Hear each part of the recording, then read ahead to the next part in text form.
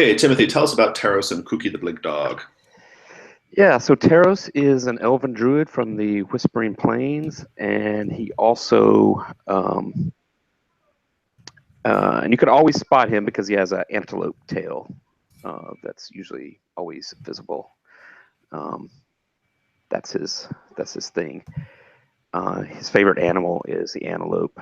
Um, he wears um, a necklace that's got all of these different like animal parts on him, like maybe a like an eagle claw. I think there might be an eye of some other animal. I can't remember, some owl or something. I don't know. There's all kinds of different artifacts he's picked up along the way of different animals. Um, that just reminds him, where he's from. Um, One animal that's still alive that he's picked up along the way is a blink dog named Kooky, which he really doesn't have any like command over Kooky, really, in terms of like a ranger does a like an animal companion. It's just sort of like somewhat of a best friend. I don't, Just your pet dog, know. right? A pet dog, really, and Right. Kookie's a little bit kind of like yeah. I mean, even mentally, maybe a little blinky. In Uh, case anybody doesn't know what a blink dog is, it's a dog. mentally, It's a dog that can teleport like 10 or 20 feet away. yeah, yeah, yeah, That's blink what in a and blink out. dog is. It Yeah, blinks in and out. Oh, sorry, go from an ahead. old, yeah, it's from an old D&D. Yeah, yeah. I Uh, love Cookie. I love playing Cookie as an NPC because she's kind of like dumb, if I'm being honest. Like she's really like not very good. She's not even very good at being a dog.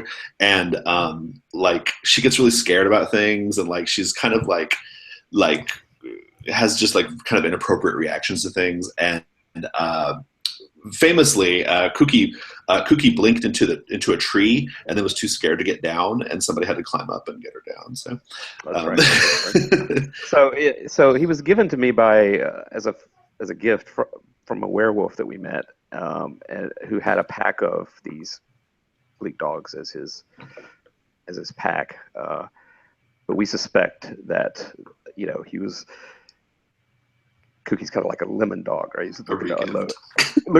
Yeah, re-gift.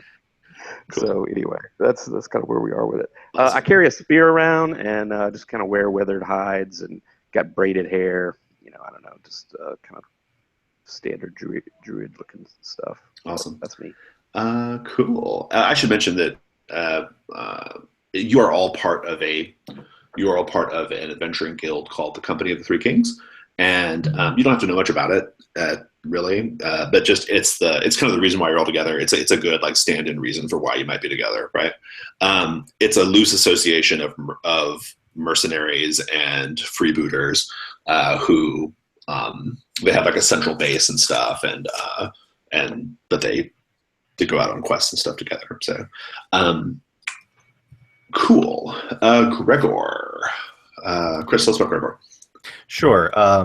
Gregor is the youngest member of a long line of aristocrats. It's kind of a decayed, sinister family with kind of magical and necromantic leanings. And he spent most of his life kind of on the outs with them. He still is to a degree, and spent most of his life as a mercenary before joining the company. Um, and the last time we played him, he found the animated head of a ancestor that's was definitely some sort of demon, but that's the head is now currently in the company headquarters in a consecrated box. But his heirloom move, which lets him summon a spirit from his signature weapon, that spirit is now connected to his sword. Um, and just in the intervening time, while he kind of like his alignment is good, he's rejected kind of the more sinister elements of his family. He's definitely still interested in the more, in a lot of the dark magic and necromantic parts of his family. He just thinks that maybe he can use them for other ends, even though he's been talking to a demonic entity in his signature weapon, and he and since I just leveled him up, he does have the multi-class dabbler feat of rituals, so he now has been researching enough that he can do like magical rituals, not like spell casting, but in a place of power. Like big long-term magic, right? Yes. Cool. I love it. Thank you. All right. Philip, tell us about your character. It's okay if it's a little sketchy at this point because he's brand new, but just tell us what you think you might know. First, I just want to make sure you guys can hear me okay. Yep. And I've noticed a little skipping. Okay, cool. All right, so my character's name is Rafe, and it's sort of a made-up name because he's raised by wolves and they don't exactly talk. So, yeah, he's raised by wolves. He's sort of this wild guy. I think that it's more like he was kind of rescued / recruited into the company of the Three Kings. Like someone just found him out there. Nice. That's good. Yeah, that seems like something would happen. So yeah, that's good. Yeah. And yeah, he's not very good with the civilized stuff. All the stuff he wears is just like pretty haphazard scavenged armor. He doesn't really care about clothing, but he has some scavenged armor that he's picked up off of bodies. And that's the only reason he knew what it was because he saw it on another body. So he was like, "Oh, this must go here." Nice. So nice. yeah, and yeah, I mean that's pretty much where I'm starting right now. I love it. I owe you a question about your homeland. Okay. That's something that at the top of every session I ask the barbarian about. And in your case, it's maybe not so much about your homeland as much as it is about your past life with wolves. Unless there is also a strange homeland involved, but we'll talk about it. At the beginning of every session, I owe you a question. If you answer it, you get to mark an XP. I don't have the question ready yet, though. So before we get going too deep, I'll let you know, though. So. Okay, sounds good. Cool. All right, Fraser, tell us about your much more easy to pronounce character with Karos. Yes. Yeah. So he isn't like the typical kind of wizard that I think of, which is like Gandalf. He's like really young, and I put a picture up for you guys too, but what I think he would like look like. He looks sort of like outlandish is what I'm thinking. Like he comes from like a different land or continent or whatever. I'm not sure what you guys have built up already with the living campaign. It's pretty open. So. Oh, okay. Yeah. Well, yeah, I just want him to come from somewhere else, like exotic, who sure. doesn't know this land, kind of thing. Okay. And then I expect his like attire to be more different than most. I don't know. So what's our pastiche here? Is it like sort of Arabian or like Asian? Like what are we talking about here? Or is it just exotic? I mean, it's a half a joke. I'm not being serious. What do you think he looks like though? Well, I want him to look exactly like that picture that I posted. Oh yes. Oh there it is. I'm sorry, I missed the picture. Yeah. So I'm not sure what you would call that. Oh, I'm into it. I don't think it's anything necessarily, but a little Celtic almost, but yeah. Yeah, maybe a little Celtic. Yeah, sure. He's kind of hot. I think if he was real, I would do him, but but there's magic, so it'd be dangerous. It'd be dangerous. It'd be dangerous. No, he seems like a very. Me when I'm angry. he seems like a rakish wizard. That's good. Yeah. Cool. Yeah, and then as for how he came to be with the company, I expect that he's like investigating a magical mystery, and is with this party because he like maybe beforehand was attacked and almost killed and needs like realizes that he needs to be around other people, or he's very like susceptible to death. Nice, good. Awesome, thank you. So we're going to dive right in. One of the company's been around for a long time. You guys are kind of like the second or third generation of like company members really at this point. It's been around for a long time, but one of the company's very earliest patrons was a mysterious a mysterious woman who no one actually ever met, but they nevertheless had dealings with her, like through correspondence and stuff. A woman who calls herself the Yellow Duchess. And the Yellow Duchess, has she's essentially kind of calling in a favor right now. She has summoned representatives of the company to her home on a small island in the center of a lake called Lake Hali. And it's in the south. It's pretty far in the south, and we're going to talk about that. But she basically sent out word to the company, and the company chose to send the representatives, and it was the four of you. And so you're on your way to Lake Hali to go meet, to go have this like meeting with the Yellow Duchess. No one knows what her present business is with the company, but it's sort of like a loyalty thing, right? Like, we owe her. We have a history here. We have to do it. And so you guys are on your way. So you are the delegation going to meet the Yellow Duchess. I'm going to ask you something you might want to think about as we get going here is rumors you have heard about the Yellow Duchess. I think she's kind of a figure that exists in rumor, right? And I'd be curious to find out like what rumors your character might have heard about the Yellow Duchess. So be thinking about that in the back of your mind, but kind of put it away for now. Just kind of keep it in the back because we're going to talk about the journey. So you've been on the road for 2 weeks, and you have another 5 days to go. You are just kind of starting out like early in the morning on that first of the last 5 days of your journey to Lake Hali, or at least to the area where Lake Hali is, not like right up to the lake. And we'll go real standard here. As you're kind of like, just kind of like, shaking the sleep out of your eyes and just kind of getting your robes and your leather vests and all that stuff, your armor on and all that business, and getting the horses ready and all that. You all are attacked by a number of evil humanoids, because what's more standard than evil humanoids, right? 3 orcs, an ogre, and that's it for now. There may be more. You hear other voices in the tree line. There may be more. 3 orcs. I like my orcs kind of. I like my orcs Lord of the Rings style, like kind of bat ears and like nasty black oily skin and misshapen, right? Mouthfuls of like disgusting yellow teeth. As they jump out, you can see they have like curved, rusted blades. And some of them have like big nail-like spikes that they're attacking with. But these 3 orcs jump out, and they've just got like black bile like dribbling out of their chin, just very like like that, right?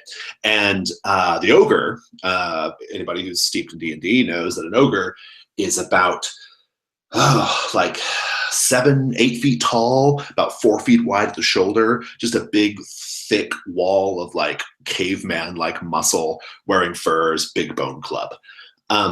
They all jump out of the tree line, kind of, they don't catch you quite off guard. You're able to get to your weapons. But I think straight away 2 of those orcs are kind of like flanking you. Okay. Sorry, I don't have names quite memorized yet. They are flanking you. Haraf, am I saying that right? Haraf. Correct me if I'm wrong. Harafe. Harafe. But it's kind of a thing that no one can say his name. So. I'm into it. I think as a joke, I may just say it differently every time. So Harafe, 2 of these orcs, they've got like these nasty curved blades and hooks. They jump out. They're scrambling out of the tree line, running right at you. And what do you do? So I kind of growl into the snarl and take my sword and whirl it around. And I think, are they close or are they just approaching? No, they're totally, they're within range. You can be as close or as far as you need. So. All right. I want to use the, I think it's called hack and slash. Yeah. Just tell me what you do first, though. We're about to move in a minute. Okay, sorry. Yeah. So I look at the closest one, and I kind of do this really awkward run with my sword above my head, and Okay. I swing it down, kind of in a clumsy, twisted stab, Mm-hmm. Nice. right into, or aiming for his core. Okay. Sure. I don't really know. Yeah, I don't really know where like guts are. So okay. Yeah. All right. So maybe like one's a little bit closer than the other, and you're kind of going for that one, like straight in. Awesome. Roll hack and slash. That's it's always 2d6 plus strength in this case. all right. And you can roll on dice stream, or you can roll on D. I can load up roll 22 if anybody wants that. Yeah, it's been a while since I used here we go. And my strength is Great result. My strength is 1, my modifier. Sweet. So you're at 12. That's awesome. Go ahead and roll your damage on that orc. And I think you. All right. So how do I probably do a D10, right? Okay. Yeah, you do a D10. 6. Sweet. Yeah, that kills him. Go ahead, just describe killing that orc. What does it look like? So it's kind of like I kind of fall into him as I'm doing the twists, and kind of just like continue falling with my sword in him down to the ground. Nice. Yeah. Nice. His buddy will be right on top of you though. Like the one that was right behind him will be like, we'll jump on your back and you're gonna have a problem there. But we're gonna cut away for a minute. Okay. Gregor, the ogre stomps into the middle of the group. The ogre's got kind of a jump a little bit on Karos, and you can see the ogre like with his big fist like reaching out for Karos. Maybe Karos hasn't quite seen him yet, right? What do you do? I quickly interpose myself between the ogre and Karos, and that as he reaches out his hand, Gregor just swipes with his sword and attempts to sever his hand. Roll defend for Karos. Okay.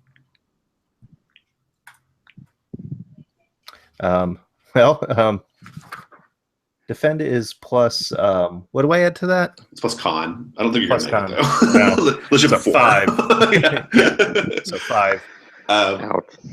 Yeah. So you go. I think maybe you're just caught a little on your back foot.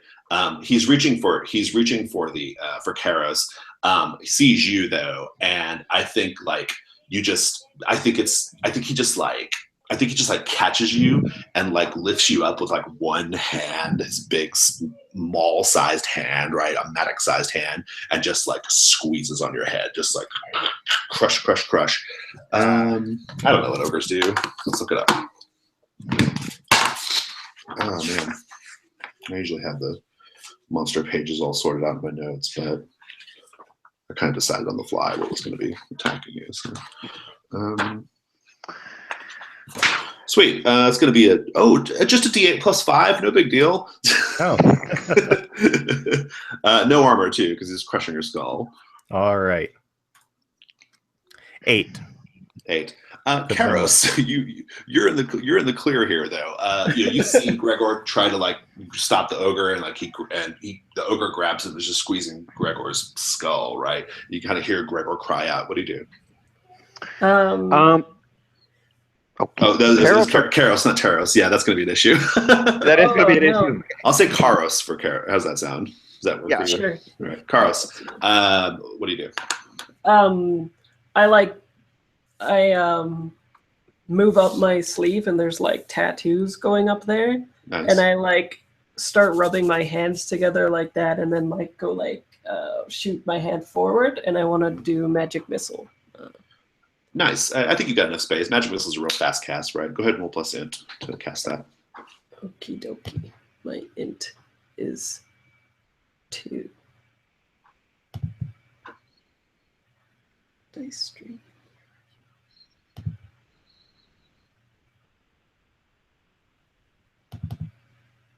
+2 is 10. 10, sweet. I think that just does like 2d4 damage, I think. So. Yes, 2d4. Yeah, go ahead and roll 2d4, and then just describe what it looks like when you blast him. Ah, 2 damage. Womp womp. Go ahead and describe it. It might be enough to save Gregor from his hand, though. So. Yeah, is the guy wearing like armor? Just like furs. Furs? Yeah. Okay.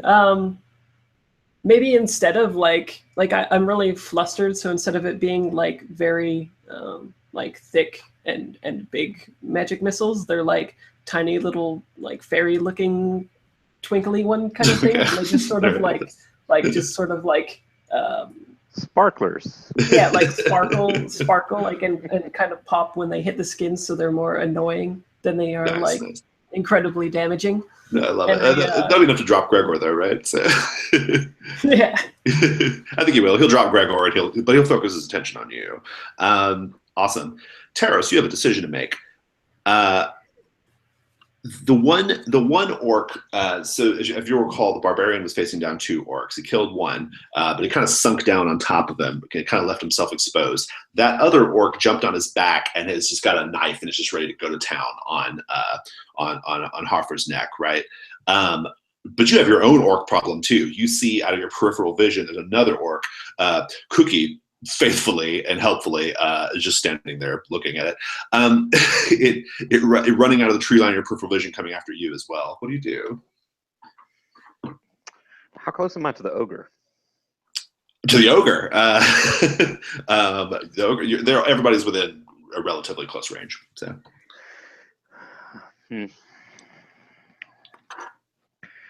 Well, one thing I know I'm going to do is I'm going to drop down into the form of like a big, fat boa constrictor or constricting snake. Okay. And so is Karos is standing there too, right? Karos just blasted him with the ogre with a magic missile. Hafir, the barbarian, has an orc on his back, and you have an orc in your peripheral vision. Right. Yeah, but also, like, my friend here is getting his skull crushed by this. No, he got dropped. Gregor got dropped. Oh, he did? Yeah. Okay, I missed that part. Okay, well, that changes things for me then. Thanks for that. Well, okay, so I'm not going to shapeshift right now. I think what I'm just going to do is I'm just going to take my spear and I'm going to, this orc that's kind of coming at me in my peripheral vision, I'm gonna take it out, because I feel like if I go over to the barbarian, this orc might be on top of our wizard, and that wouldn't be good. All right, roll hack and slash. Yeah, so let me do that. All right, where am I again? There we go. So this is just a flat roll for me. Look at that. Nice. What a lousy roll to waste that on. I know. It's just a goddamn orc. Go ahead and roll your damage. I know. So yeah, 1 point of damage. That'd be pretty. I know. Well, amazing. exactly, because I do a d6 too, right? So yeah. I've already rolled all my good ones. Okay. So yeah. Okay. The orc is still standing. Just describe your attack. Yeah. Okay. Well, so you can take his hit to get an extra d6. Yeah, let's do that. Okay. Yeah, let's do that. All right. Yeah, go ahead and roll another d6, and then and he does. I thought that was just a fighter thing. No, that's everybody thing. That's a hack and slash thing. Okay, good. All right. Yeah, there we go. That's enough to kill him. But he hits you for a d6 as well. Yeah, and I'll just roll that real quick, just so we can add to the fiction here. Okay, so I take 3 minus 1, 2. So yeah, I mean, I think I just I kind of take a run at him and to get a little bit momentum, and then just as he's rushing me, I just kind of stop and plant the butt end of my spear, into the ground, and he just impales himself on it. Awesome. And cool. but what's he got, like some kind of sword or? No, I think he's got like a hook, kind of like I know what you did last summer, like a hook in his hand, right? Yeah. So I think he was coming at me with that, and then it Okay. just caught me in the shoulder too, right? So Nice. Hafir, that orc on your back sinks its rusty blade into your shoulder. You take a d6 with no armor. Okay. So I yelp really loudly, like. Good. All right, go ahead. Just roll that d6 for me. have you learned like the common tongue or whatever? I mean, do you, Very Right, so you basic. okay, very All right, so he stabs you. What do you do in response? I think I'm going to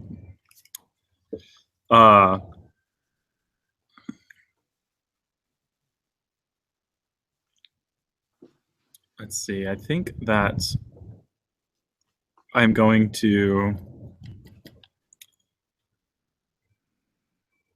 turn around and try and grab his weapon. Okay. And try and kind of defend myself from further harm.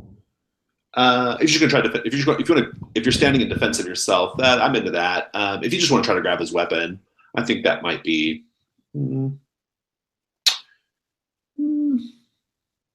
I guess it could be defend. I think it's a little bit more salient as a defy danger strength, though. So go ahead and roll plus strength. Okay.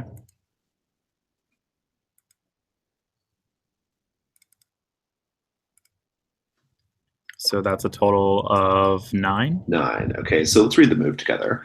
On a 7 to 9, you stumble, hesitate, or flinch. The GM will offer you a worse outcome, a hard bargain, or an ugly choice. I think I think we'll give you a worse outcome. I think essentially you have to kind of grab the blade a little bit to get out of his hand, and you just take another point of damage. But otherwise, you disarm him. You can describe. Did you know what my total damage was so far? I don't remember what you took before. You took 3 before, so it gets to be 4 total now. Okay. So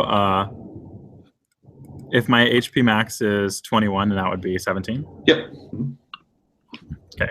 Cool. Do you want to describe that, or are you good with that being the scene? Yeah, I reach and I grab the blade with my hand, and it totally slices. And this time I don't really yelp. I just continue to like pull it out of his hand. Nice, sweet. Karos, the ogre is like staring you down. You can see like the burned, like charred side of his face where you blasted him with the magic missile, right?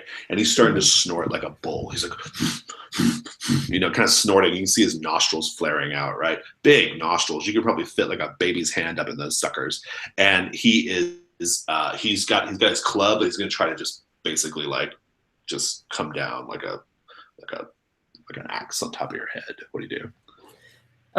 He's got the reach on you too. So I want to dodge to the side. Sure.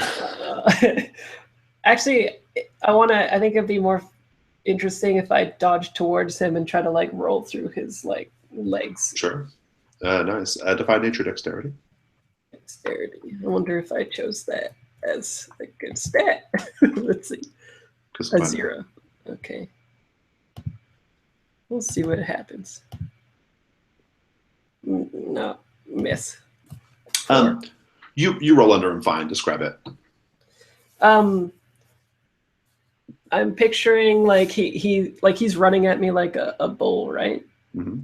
Yeah. So like as soon as his axe is about to come down, so does the camera with like his eyes, and I'm just like not there, and then I'm like through his legs, and I like spring up. Nice. Right at that precise moment, mark an experience point, by the way, for missing your roll. Right at that precise moment, you at the tree line, you see first, see and hear, 2 more orcs emerging from the tree line. One of the orcs is dressed in like heavy black leathers on his body and like black leathers and black chains, and he's got like a little like cap, and importantly an eye patch on one of his eyes. Okay. He's coming out of the tree line. He's got another orc on a chain. Okay, there's a long chain, and the chain is attached to a metal collar on this other orc. This orc is stark naked. It's just oily green-black skin, just grotesque, right? Body covered in scars. And Gregor, you see this too. I'm gonna swing this over to you actually, because the ogre's kind of like charged out of the way a little bit. You guys have a bit of a breather here. The orc that's on the leash, he cries out like in a wretched voice. He cries out. He says, "I am the man, stinking of the caves from which I crawled." And you see his companion, the one leading him by the chain, has like a long metal like barb, and he's getting ready to pierce that the leashed orc's eye with the barb. What do you do? I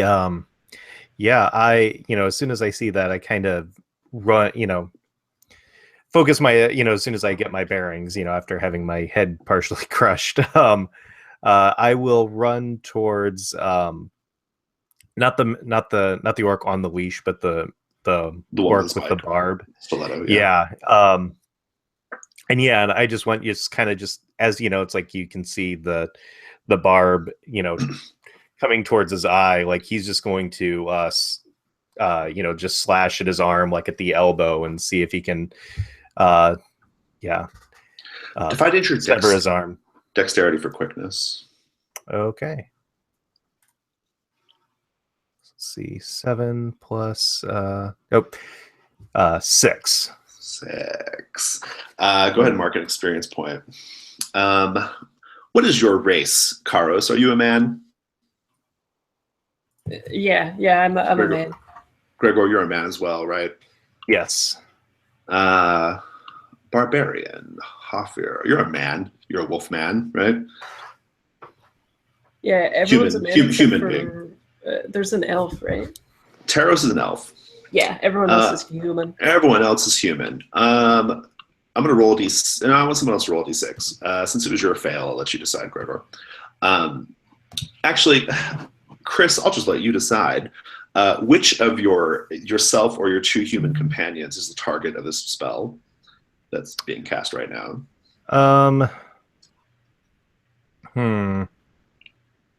I'll go ahead and say, I was going to say that it probably was Karos, but as soon as I jumped in the way, okay. it hit me, I would say. He pushes that metal barb right into the chained up orc's eye, and as soon as he does it, you scream out, Gregor, as your own eye turns to pulp just in its socket, just splatters, and you scream and you collapse down to the ground, screaming in pain. All right, I do that. Taros, what are you up to? Oh, this is going south. I mean, we still have an ogre on the loose, right? You have an ogre and 1 orc, and 3 orcs really, technically, but yeah, the 1 previous orc and an ogre. Yeah. So Karos is standing there, right, and the ogre's nearby. Mm-hmm. So I just say to Taros, I'm Taros. Now I'm getting confused. So I say to Karos, throw me on that ogre, and I turn into a python. Okay. Do the transformation. So hopefully I can get around this guy's neck, and that's my plan, and just choke the ogre out. It's pretty cool. What happens? So 7 plus 3 is a 10, so I get 3 hold. All right. Name 2 moves for the boa constrictor. So 1 is constrict. Okay. And I guess the other would be something like maybe blend in with surroundings. Okay, sure. I'm into that. Yeah. Sweet. Carlos, do you do that? Do you grab him and throw him on there? Do a defy danger strength to see if you can heave that snake on there. Uh-oh. Strength. strength or dex? Nah, a heave. This is a heave, not a ring toss. So I guess I'm a big snake then. Yes. Does some of you With wanna with an help me? antelope tail, I might add. Okay, Big enough to choke out an ogre, right? If nobody helps me, then it's a 6 because I have -1. I guess Harif can. I mean, if you just describe how you might help with this. You know, you've disarmed the orc, and presumably you've kind of tossed him off you, right? Yeah. So I think so which one is he being attacked by? So right now, what's going on is the druid is changed into a snake, and Karos is going to throw the snake on top of the ogre so that the snake can choke the ogre out. You had an orc on top of you, but you disarmed it, and we can say that you kind of tossed him off you or whatever, right? So you're a big, powerful dude, right?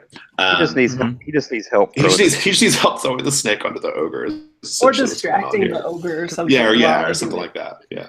So what happens is he throws it, and it's obviously not going to make it. So I run over and grab the snake as it's in the air and throw it the rest of the way. Okay. Like a lasso, even. So the way we do aid, because we don't do bonds, we just roll the stat that makes sense. So go ahead and roll strength.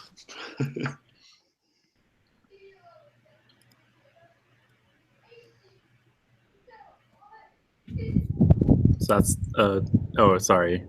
And That's one one more.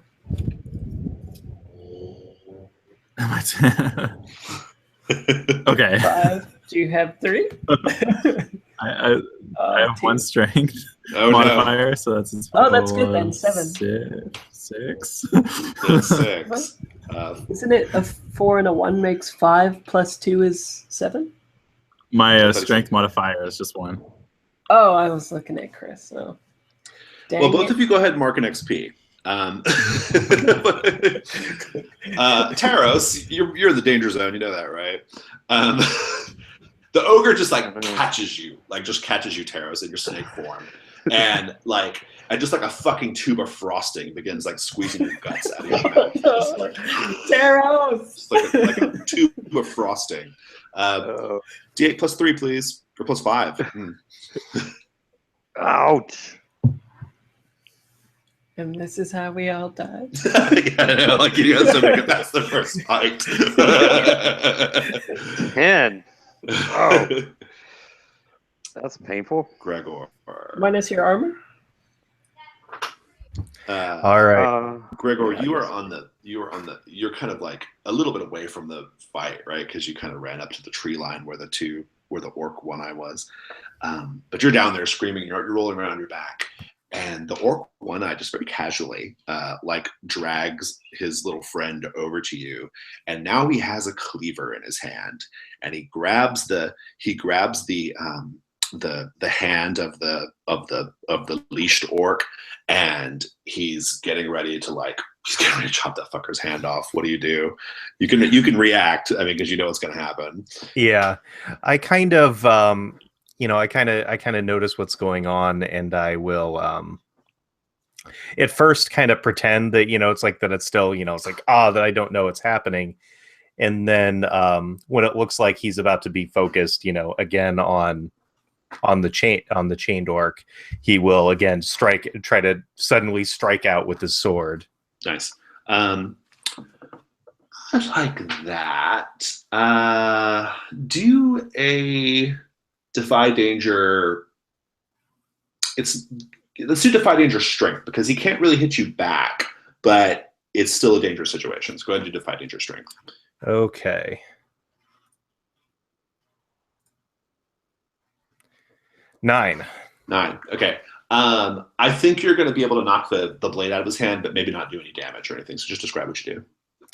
Yeah. So I kind of feign, as if I'm still writhing in pain. I'm still writhing in pain. I'm just trying to hide that I noticed that he has a cleaver, and and I strike out against him, and just my blurred vision is just kind of it's if the camera's seeing, from my eyes, it's like even my functioning eye isn't really focused on anything. So it's more of like just kind of blindly slashing out, but he kind of, hits him with the flat of his blade, and the cleaver just goes flying. Nice.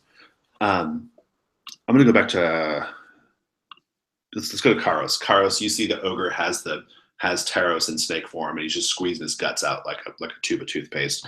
What do you do?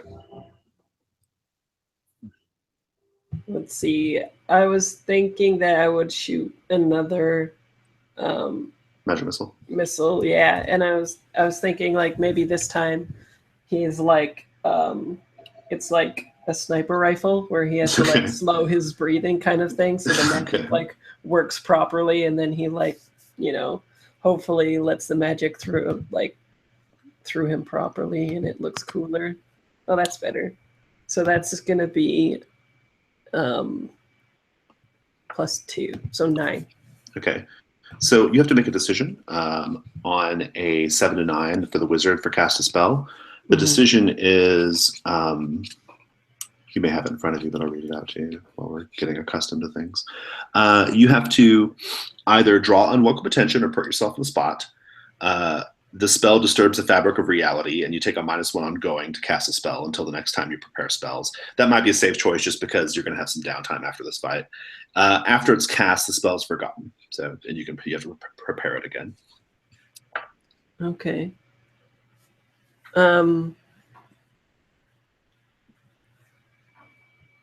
I suppose so. You're recommending the disturbing the fabric of reality thing? Yeah, I'm just letting you know that like after this fight's over, you're gonna have plenty of time to prepare your spells again. So. Okay.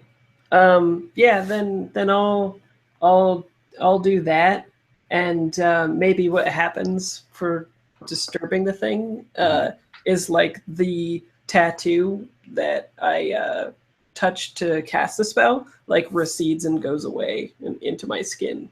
Nice. For like a little bit too. Nice. Go ahead and roll the damage. 2d4, right? Yep. Oh yeah. We'll see. Oh nice, 6. That's not the worst. Yeah. What does it look like? Are they still the little fireworks? No, yeah. So I think now they're like they look more like firecrackers instead of sparklers. Okay. And much more damaging. So like nice. I picture them as like being able to go through people's skin and organs and such now. Nice. Yeah, and it blasts him. He'll drop you, Taros. No big deal. Haraf, Haraf, you have a choice here. You can go after. I guess you can basically go after the ogre, or you can go after the 2 orcs that are terrorizing Gregor. Essentially, it's the basic choice here. Well, the other orc will say the one you disarmed. I would think he just ran off or something. So.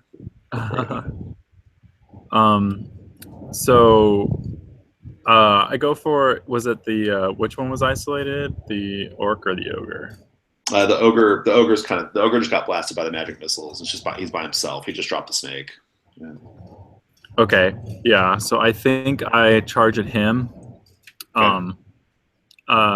And I kind of jump into the air, coming down with the weapon that I picked up that I took from the other guy. What kind of weapon was that? Like just like a curved blade, like a rusty curved blade. With this curved blade, and I'm absolutely sure that I'm not using it right. I'm like trying to stab with a curved blade. But yeah, I'm coming at him with this from the air. Nice. I love it. Roll hack and slash plus strength. So that is a total of 8. 8. Okay, so you'll just be trading damage. He'll hit you. You'll hit him. Go ahead and roll your damage on him.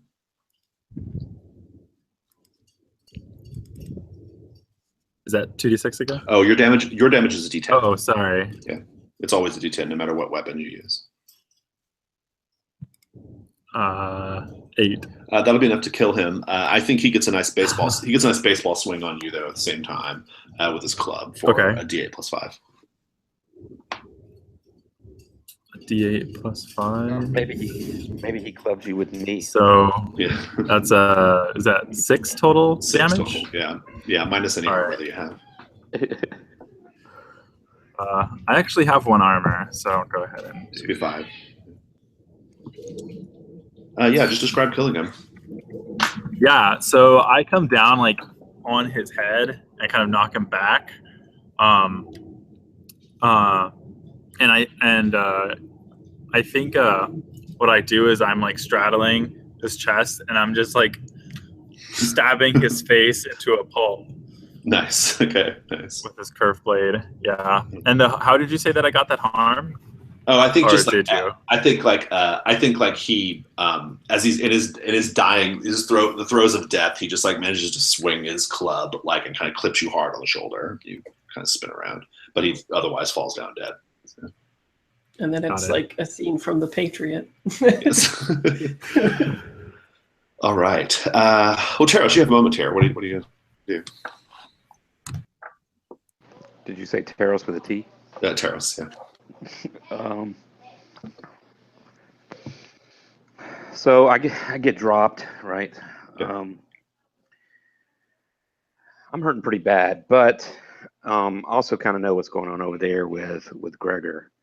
Mm. So I'm gonna use my move, the blend in with my surroundings move. So I'm gonna spend a hold for that. Okay, done. And my intent is to kind of slither over unseen to where the one-eyed guy and the guy with the chain is. Perfect. I think we'll give Gregor a go while you're doing that, while you're kind of getting over there. Gregor, what's going on? Now that he's got the cleaver out of his hand, Gregor is going to stand up and kind of, take his hand off of his eye and kind of let a lot of like the blood and pus just kind of fall down his face. Yeah. He's just going to, yell and slash wildly at the one-eyed orc. Okay, nice. Hack and slash.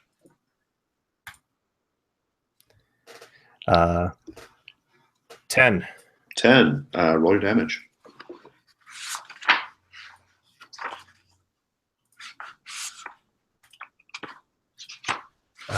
So let's see, that's 2 plus 2, so that's 4 with 3 piercing.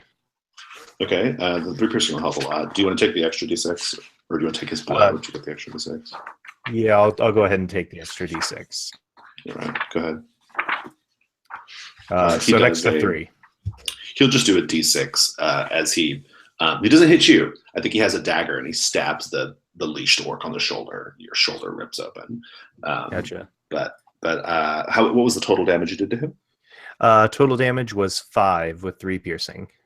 Okay, that's enough. Go ahead and kill him. Just grab out the legs. All right. He kind of slashes wildly, and and as he stabs, as Gregor slashes wildly, and the one-eyed orc stabs at the chained orc, he kind of falls over, and Gregor just kind of puts his sword and kind of coup de grace him just straight through the eye. Nice. The one orc that the disarmed orc, he ran off. The orc that's on the leash is still around. Taros, he's pretty harmless. Do you want to dispatch him? I don't know. I mean, it was obviously Gregor was taking damage whenever this thing was hurt. So I don't know. I mean, I'm probably a little. Oh, like if you hurt the him, will it hurt Gregor? Is what you're. Yeah, I'm a little distrustful of all of this crazy magic. So I think, no, I'm not going to try to take him out. Okay, he's otherwise harmless. So you guys can figure out by process by with just some basic experimentation that the leashed orc can't be hurt. Like the magic doesn't work if the one eye doesn't do it. So okay. Once you guys figure that out, what will you do to him? Will you just, or what? I mean, is he acting, you say he's helpless, is he just kind of just sitting there? Well, or because his hands are bound and he's just kind of like wobble, and he's just kind of like, and he seems a little like lobotomized, like he's not really like, he's programmed to say certain phrases, but he's not otherwise like very he's not all there. He's just kind of like as you approach him, like he's missing an eye for one thing, and he just kind of like just kind of like hisses and kind of groans like like that. Like there's nothing there, right? So you can't interrogate him or anything. That's what I'm getting at. I guess Gregor will look to everyone and just say it's, while I don't think he poses any threat to us. I mean, we can't just, if we leave him here, he'll die of exposure. If we let him go back to the orcs, they're just going to torture him to death. So I think maybe the best thing we can do is give him a quick death. Yeah, there should be a release, not a punishment. I'm actually ignoring the whole thing and just going for the big bone club that was over there. Nice. So unless someone stops me, I'm just going to lay him down, wedge my sword over him and just try to decapitate him. Nice. Good. All right. Yeah, probably better to put him out of his misery, I think. We could take him with us. He's dead.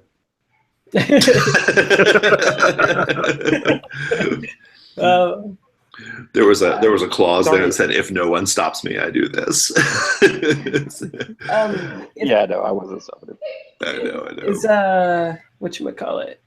Since I'm human, I can choose one cleric spell. Can I choose Cure Light Wounds and then try to heal his eyeball? No, that eyeball's gone. No, sadly, that's gone. Oh, okay. That wasn't hit point damage. That was just Story damage. Story damage. Yeah. I do take the patch off of the one-eye orc and hand it to Gregor and say, "You might be needing this." Yeah, Gregor will take the patch and probably have to adjust it. It's probably a little bit too big for him, but yeah, he will wear that patch. I think now that your adrenaline rushes over, Gregor, you'll have a -1 forward as you kind of cope with the pain. Gotcha. For your next roll. So, awesome. Do you guys want to search the bodies or anything? Or Sure. Okay. Yeah. Just a quick cursory search. I will tell you, like if you're just kind of going through their pockets and stuff, or if they had any sacks on them or whatever, you will find. Well, there's their weapons, of course. The bone club is probably the best out of that lot. Maybe the one eye's little barb is probably, it might be of interest to someone too. In total, they have about 18 coin on them. And one of the orcs has a little. He's got like a little. It looks like a little like bone whistle, like a whistle carved from bone. But it's been carved, like the end of it is like in the shape of a frog. Okay. I think I take that and start to chew on it, but someone takes it from me. Yeah. No. Carlos, do you grab it like now? Yeah, and then I'll like maybe cast Detect Magic on it. Okay, yeah. I don't need the roll. If you cast Detect Magic, you'll discover that it is in fact magical. And I look at you and I'm like, no biting. I like how he's part of the delegation the company of the Three Kings sent to go meet the Yellow Duchess. It's good. Yeah. Whoever represented obviously didn't care. We sent the wolf boy, the one with a tail, to go meet the delegation. Clearly, whoever sent us does not like her. Yeah, there's something going on there, right? We're just eclectic. Awesome. So let's talk about where we go from here. We're going to take a little break momentarily, but I'm going to want to know from each of you the following. Maybe not right away, but be thinking about this. You've each heard a rumor, okay? A rumor about about this Duchess. I want to know what you've heard. Doesn't mean it's true. It's just something that I'd be curious, like, she's a character that kind of exists in company lore, right? But no one really knows much about her. I'd like to just know some of those details. That's the first thing I want to know. The second thing I want to sort out is we're going to have to undertake a perilous journey to get to the rest of the 5-day journey to Lake Hali. You guys need to decide what your who's going to do which job. I have more questions for you based off which job you're going to do. So let's sort that out now. Let's read the move together. Okay. Undertake a perilous journey. Whenever you travel through hostile territory, all territory is hostile, choose one member of the party to act as the trailblazer, one to scout ahead, and one to be quartermaster. So, yeah, just the trailblazer is the person who's basically like the navigator. Because once you leave the main road, Lake Hali is like not off the main road. It's kind of in some wilderness. You're going to need to trailblaze. One of you will be the scout. That's the person who goes ahead of the group and comes back periodically to look for, they're going ahead to look for danger. And then the quartermaster is whoever manages the supplies. So make some decisions real quickly about who that's going to be. I think the only way that I would take a job is if I was like delegated to do it. Okay. I might be kind of aloof, but I don't think I'm the smartest guy here. Okay. Yeah, Terrace would probably suggest that he should be the scout. Okay, because you can change to a bird, right? Fly. Yeah. I think Gregor would volunteer to be the quartermaster. Okay. So, Carlos, are you the navigator then, the trailblazer? Sure. Okay. Here are my questions for each of the roles. I'm going to want the answers to these right away when we get back. For the trailblazer, Carlos, once you get off the main road, what landmark, either a building or a geographical feature, what landmark are you going to be looking out for to navigate by? Okay, so there's something in the landscape that you're using as a way marker, right? Presumably something pretty big. I'd like to know what you're looking out for, and then I'd also like to know maybe like just if it's something that whatever it is, if it has like a history or a legend associated with it. I'd be curious to know about that as well. Okay. For the quartermaster, no, this is the scout. For the scout, Taros, what are you most worried about running into danger-wise in this region? What is like the number one predator or monster or creature that you're very, very scared that you'll run into? You guys are heading into like more southerly lands, if that helps, like warmer, a little more like, think like Spain type kind of environment. Plains. Yes. So think about that. And the quartermaster, Gregor, one of your party members, you've been on the road for a couple weeks now, one of your party members does something that you find incredibly annoying, either at camp or during the middle of the journey. I'd like to know what that is. One of your other companions does something that you find oddly endearing. I'd like to know what that is.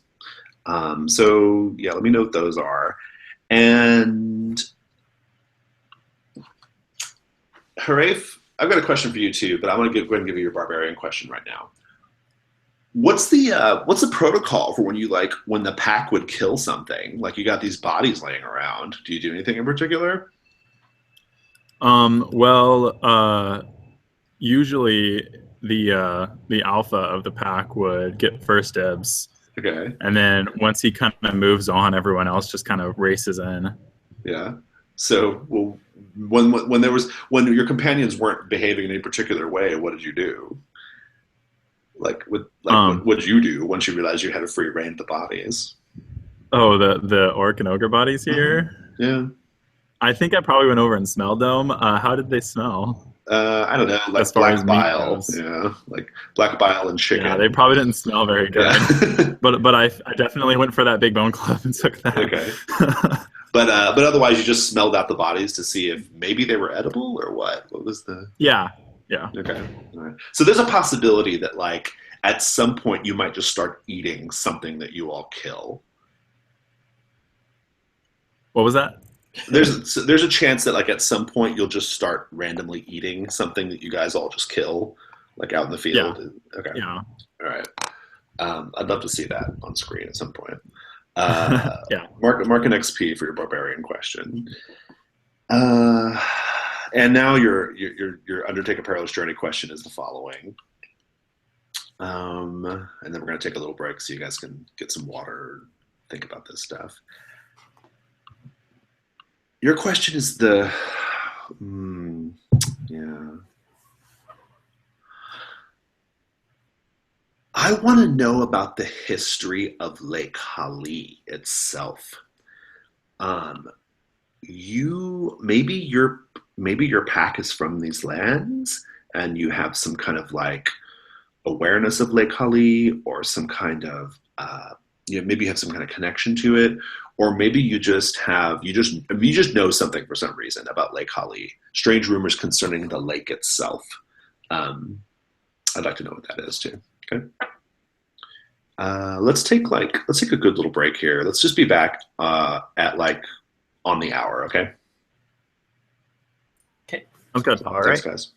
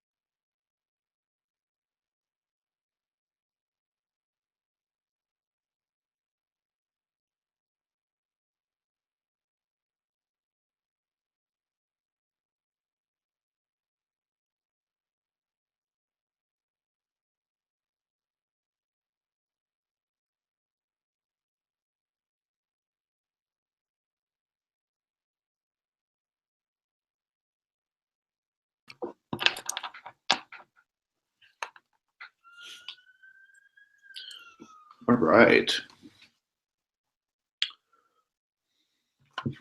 That's a good fight.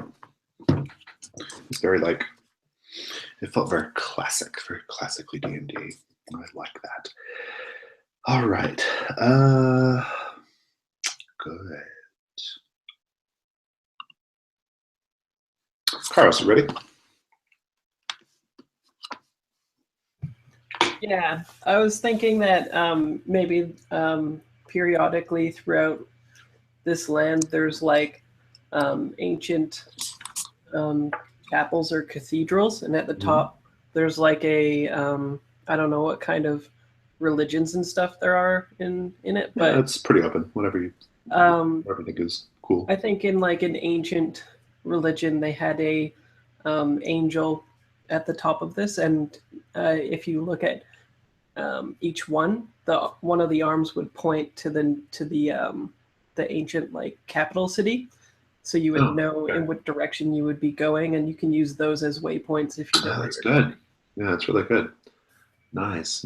So you will have seen like, is this an intact cathedral or is it like kind of crumbling or what? I think this one's crumbling. I bet like there's some that are still intact, but this one's crumbling, and I picture like the angel on top is sort of like got a weird circular like protective sphere kind of thing around it, and then it's sort of like doing a weird little wispy point kind of thing.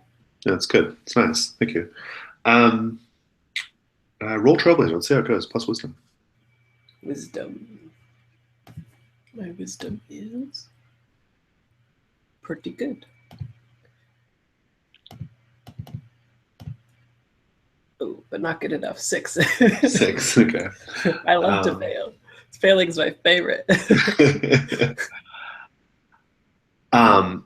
You guys get to the cathedral out in the wilderness, and anxious to see like the arm to know like relative to the capital city where you're at, and her arm is all broken off. It's crumpled off. It's just the angel statue shoulder is just clean broken, and I think you guys don't know where to go.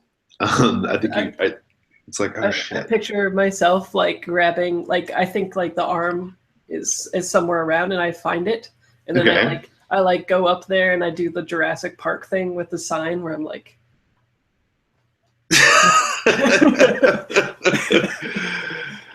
I think you guys just get a little twisted up, and I think it's going to take you. I think instead of a 5-day journey, it's going to be a 7-day journey. So you're going to dip a little deep into your rations here. Speaking of your rations, don't mark them off yet. Right. But Gregor, Quartermaster Gregor, what's it like in camp or on the journey? Like all these days, like which one of these freebooting yahoos is your drives you nuts, and what do they do? I would say Karos has this annoying habit where Gregor in his downtime, he's studying magic. He's not, a wizard or anything, but every now and then he'll have some sort of magical text as he's trying to learn rituals. And Karos will kind of read over his shoulder occasionally and point out something blaringly obvious. And then it's like, yes, I know. I'm not a wizard, but I know. It's right there. It could be about pronunciation, since nobody gets your name right in the first place too. So it's like a double punch. It's name is not hard, but yeah. Oh yeah, right. Well, maybe he like always gets everybody's names wrong, and then he points out pronunciation in the text then. Nice. Very pedantically, right? Like, nice. Yeah. Good. Well, so Gregor, who's the character who does the which one of your companions does the oddly endearing thing? I would say Haraith. mostly just because of the way he eats a little bit, is that he kind of, it's like he sniffs everything really deeply before he eats it, including things that aren't food, but like also he eats every part of whatever he's given. So if he's given an apple, everything including the core, orange, skin and all. And he just finds that endearing. Okay, nice. Good. No waste. Good. Awesome. Bonus question. Hooray. Cookie the Blink Dog. Taros is this Blink Dog's owner, right? But Taros is scouting most of the time. You guys don't actually see Taros very often, right? Just like at camp, really, and that's it. But Cookie's a Blink Dog, which is a canid. Do you have you formed a connection with Cookie? Like, do you feel some sort of like, some connection with her because she's a dog? I think that I kind of chose to be tame around her, and we just act like tame dogs around each other. Okay. So we do things like clean each other and Nice. snuggle up for warmth, and yeah, that's about the extent of our relationship. Right. Nice. Good. Well, Taros, you do spend a lot of time away from the group, mostly, I assume, soaring as a falcon or something, right? Yeah. What do you believe is in this territory that you are big time worried about? Well, I'm from the Whispering Plains, and I actually think that maybe this is somewhere, if not my own land, close to it.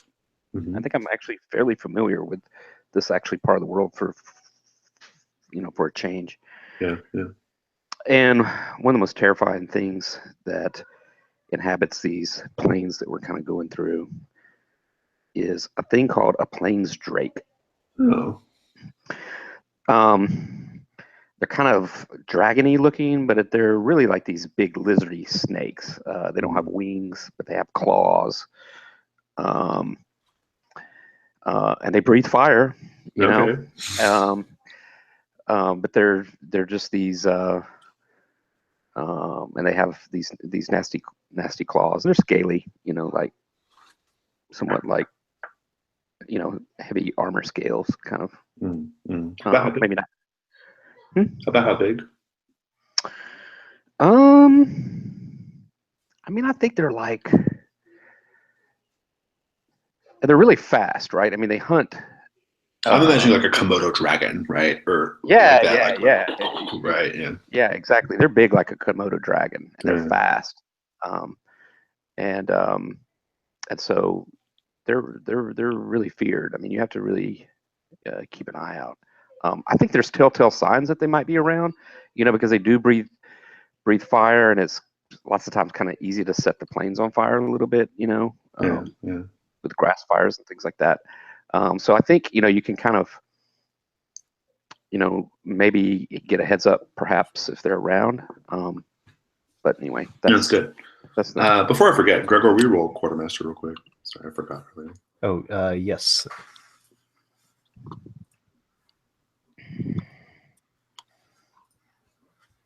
Let's see, 7 plus that's plus wisdom, correct? Yes, that's right. Okay, so just 7. Okay, so it'll be the amount expected, so it'll be 7 rations. Okay. Taros, if you guys are short, we'll talk about that. But Taros, go ahead and give me the scout roll. Let's see how this goes. This is a wisdom roll, right? Yeah. If I recall. Mm-hmm. Yep. Ooh. 5 plus 3, 8. 8. Okay, cool. Before we get back to that, I'm going to go ahead and ask Harif. Tell me about Lake Hali. So if you drink the water, it makes your pee glow. Okay. And also there's these berries that kind of grow in bushes around the lake, and you should really not disturb them. It's really dangerous. I mean, the ones that are further away are okay, but just the ones right by the lake. Yeah. Oh, like dangerous in the sense those. of like dangerous because if you eat them, they can kill you, or because there's something else going on? There's something else going on. Okay. Glowing pea. You mean like you always have to be careful around blackberry bushes because snakes like to eat the blackberries, right? So that's why you. Sounds like maybe there's something more intrinsic, like about the bushes themselves, right? I mean, Yeah. yeah. Maybe Okay. there's like a, I don't know, maybe there's sentient or something, or I don't know. We'll see. See if you're if that's all played out. How do you know that? Like, is that just something that like you learn like in the pack? Like, avoid this, avoid that. Well, we learned about the water on our own, pretty much. Okay, yeah. For the bushes, it's kind of just like we don't chase prey into them. We just keep our distance. Okay, nice. Good, thanks. Uh, you're scouting, right, Taros? You're flying overhead, and um, of course, you see it, right? You see a fire drake. You thought there might be, they're in this region, and you see one. Fire drake, not active, not hunting. I think it's kind of like I think it like takes refuge in a copse of trees, and I think as you're sailing overhead, you caught like just a glimmer from the scales, right, from the sun, and so you see him down there. Like resting, sleeping. It's a little unclear, but you see it there at rest at any rate, and easy enough to pass up. There's no reason why you guys can totally avoid it because of your die result. So no big deal there. I will tell you this though, as you're soaring overhead, you can't help but notice that this thing's gotten its hands on like a cart of some sort. Like maybe there were travelers or people moving from some place to place, and it just like went crazy on that cart and whatever was in it. And you see a couple of like busted open chests. Okay, the drake has no interest in it, but you see a couple of busted open chests, just like silver coin glimmering in the glimmering from down below, just kind of spread hither and thither. Hundreds at least. I'll let you take that back to the group if you want. Yeah, and there's something else too that I'll tell the group is that see if you. Let's have that scene. Let's just have that scene. Just go there. So I get back to the group and I kind of tell them maybe I think I'd already been playing up these plains drakes already, right? When we were back at camp, maybe telling the old stories about things that they've done and how much we need to really avoid them. And so I'm like, hey guys, I see, sure enough, up ahead, there's one of these plain drakes. Like, man, there's a lot of treasure there. I don't know if that appeals to you guys. I've maybe taken some travelers down, and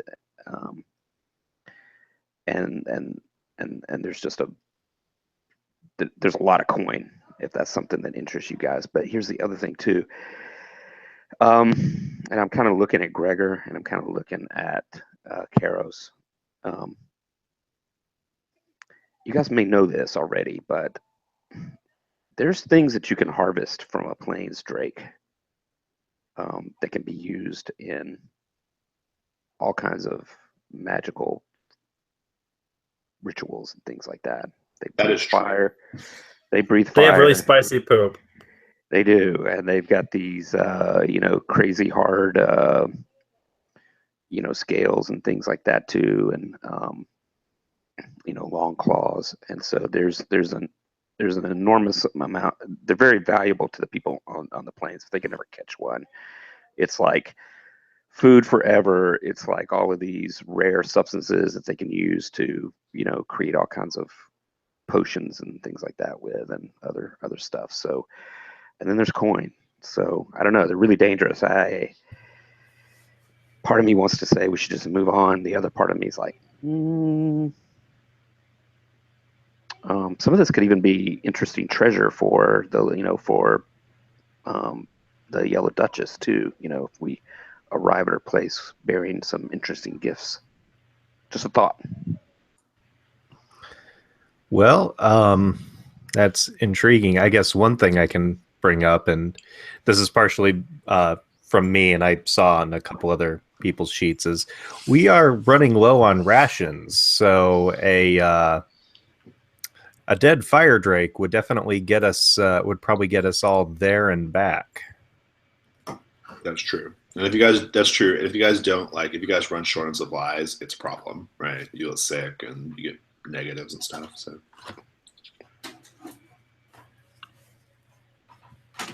it's all true. We'll have to have a plan to take this thing down. I don't think we can just march in there and take it out. They're pretty tough. It'll be hard for us to conceal our presence to sneak up on it, I don't think. So we're gonna have to have a clever plan. What if we prepared a trap here and then you turned into like an eagle thing and it like chased after you here to this location that we prepped?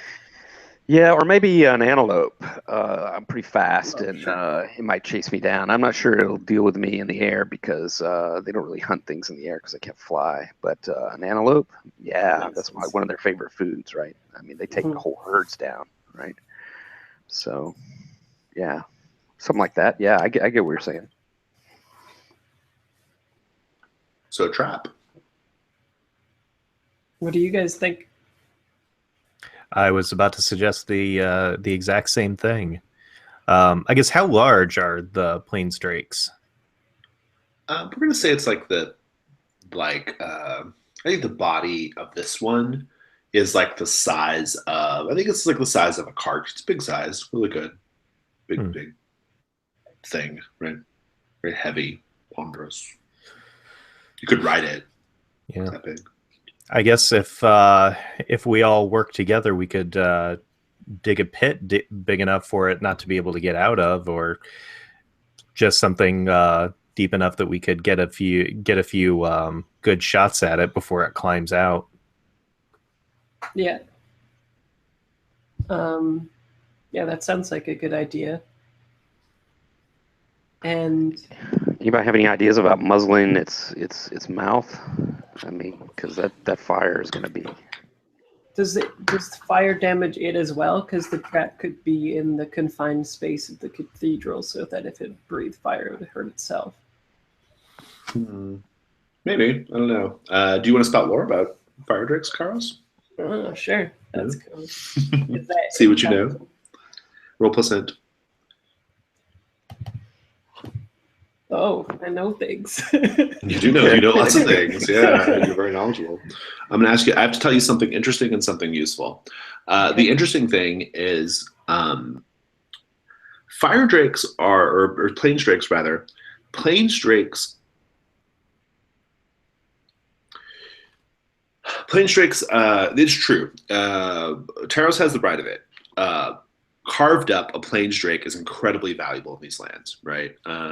You can kind of get yourself anywhere if you need to, right? Like by offering up like pieces of plains drake, right? Claws, eyes, teeth, whatever. That's confirmed. Here's the particularly useful thing, though, that I think is helpful to know about plains drakes, and this is what I want to know how you know it. The plains drake is particularly drawn to and entranced by shiny objects. It has a very low lizard brain in this way. It's just attracted to like shiny objects, and that's something you might be able to use, right? How do you know that? Drakes come from the same family as full-blown dragons, which have greed. Okay, good. All right. Okay, so they have like a little bit of like strain in there still. Okay. Yeah. Good. They just don't know what to do with it. Like they don't understand that. They don't understand why they like it, right? Like okay, that kind of situation. Yeah. Okay. Well, yeah. So anyway, with that information, what would you do? I would say like I definitely think it's worth it to go after one. I don't know if that information helps with planning with the trap though, really, right? Maybe, well, yeah, we could put something down to lure it here as well, even more. Like the antelope could entice it, and then maybe with some shiny stuff, it would, its brain would not be able to help but go to this pit that we create or this, trap or whatever that we decide to do. And then, I mean, the parts that we don't get to use, then the barbarian will definitely get to eat. Right? So winning is winning. It's winning, indeed. And there's no hurry to get to the Yellow Duchess, incidentally. She's not expecting you like on that certain time, right? She just has asked for a delegation. Okay. Well, hey, Rafe, what do you think about all this? Just out of curiosity, like this conversation that's going on. What are you up to? I think that it's a bigger predator than I am, so I'm not really keen on like chasing it out. But I do think that the meat is tasty. Gotcha. So Right. yeah. Nobody gets to eat dragon meat. What are your appetites? Yeah. That's actually a great segue. Thank you for that. Actually. Oh, my appetites. Yeah, you have these appetites. Yeah, I chose power over others and mortal pleasures. Okay. Mortal pleasures, I think you might be able to indulge those, but with the promise of eating this dragon, right? So I think that would probably trigger that. Mm-hmm. Power over others. I've never had anybody choose that one. That's interesting. How do you imagine that to be? Like just a sort of like alpha male dominance thing? Is that what you? Okay. Yeah. All right. Good. So the way that works mechanically is you get a D8 and a D6 instead of 2D6 whenever whenever whatever you're about to do might help satisfy a hunger, right? Oh, okay. And, yeah, but the slight downfall is if the D8 is ever lower than the D6, there's also a complication added to those. Oh, okay. But Got it. otherwise, yeah. So, cool. Well, so let's just talk. So, Gregor, just talking about the trap then. Like, what's the story with the trap? Let's see. I mean, unless anybody else had any other ideas, we put some. We dig a trench big enough that it could fall in, and would at the very least have trouble getting out of, or climbing out of, and that we would, put something in there for it to, that it would want to investigate, and then while it's in there, we just kind of go to town on it. Stab. Okay. Stab. All right. So I have an idea about potentially how to deal with the fire breath, and I'm just gonna kind of lay this out to the group. I could maybe summon a water elemental to, I don't know, attempt to extinguish or at least negate the fire breath if we kind of get into a situation like that. So that could go south. It could be helpful. Just kind of letting everyone know. Like, is it the type of thing like if you don't, like your control over it varies kind of thing? Like it could be mad at us as well? Oh yeah. Okay. Typically. It's like dealing with, demons and stuff. A capricious like that, spirit. Right? Yeah. Okay. But trying to bend them to your will to do something they don't usually appreciate, that kind of thing, right? They don't like to be bent to anyone's will. Right. Yeah, what would the wizard think of that? I think he would think that you would like keep it in your back pocket for like emergencies type thing. Yeah, right. And knowing that we're probably going to be in an emergency. Yeah. Yeah. So anyway, all right. Well, let's just see how the plan goes. I think I want to just kind of fast forward through the bulk of it here. Yeah. So you change it to an antelope. You're going to go get its attention, run away. That's all easy. I don't need any rolls on that. You guys have dug this trench, we'll say, and do you have enough coin to spread out or enough shinies to spread out to get its attention, like in your gear or anything? So maybe part of the plan is maybe I, as an antelope, I just kind of ran this thing around for a while, right? Maybe because we wanted to kind of tire it out a little bit anyway, right? Okay. All right. And I've got my move there. Part of my move for antelope is escape. Mm-hmm. As antelopes all can do, right? And maybe while I'm running the Drake around the plains, Mm-hmm. they can go get those chests Okay. that he had already. Okay. Bring up, Lure him. where Right. we've done the thing right, and then maybe that's how we have shiny coin, because And maybe he you're was basically there already, right? 'Cause you're basically luring him into a pit that he falls into, but still that he can't get out of quickly, but you guys can still stab him, right? That's the idea. Okay. Yeah, I think so. All right, I'm into it. Gregor, it was your idea. So I think as far as like digging the pit and stuff goes, uh, I think this is going to be a defy danger with intelligence for the plan, with aids from your companions if you need it. Okay. So that is 7. 7. Okay. I think here's what's going on. Everything is as Taros has described. He's kind of wearing it out, letting chase it around. You guys gather up the coins. I'm kind of fast forwarding through all this. It's not, I just want to kind of get to the action here. You spread all these coins out in the pit. It's running. It sees it. It like tumbles into the pit. Let's talk about this creature. It's really big. Its body, like I said, it's like the size of a cart. It's like, or it's just thick and sinewy and massive, and it's got like kind of a elongated neck, and it's like a very it's like the color of like wheat, like copper and wheat, or like its scales, like stripes, right?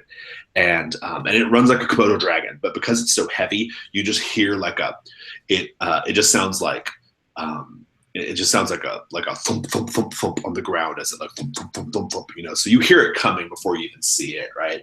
But eventually it crashes through the tree line, sees all the coins and stuff. It gets a little distracted, and it's kind of a little winded from chasing this antelope anyway. And it goes in there, and then you guys are going to spring your trap, right? I think it just doesn't go quite perfectly. So I think as you are all rushing up to stab it or do whatever you're going to do to it, I think you're all a few paces around the pit, arrayed. I think he's managed to lurch over the edge of the pit just a little bit, like he's almost about halfway crawled out, and he's pissed. He sees. I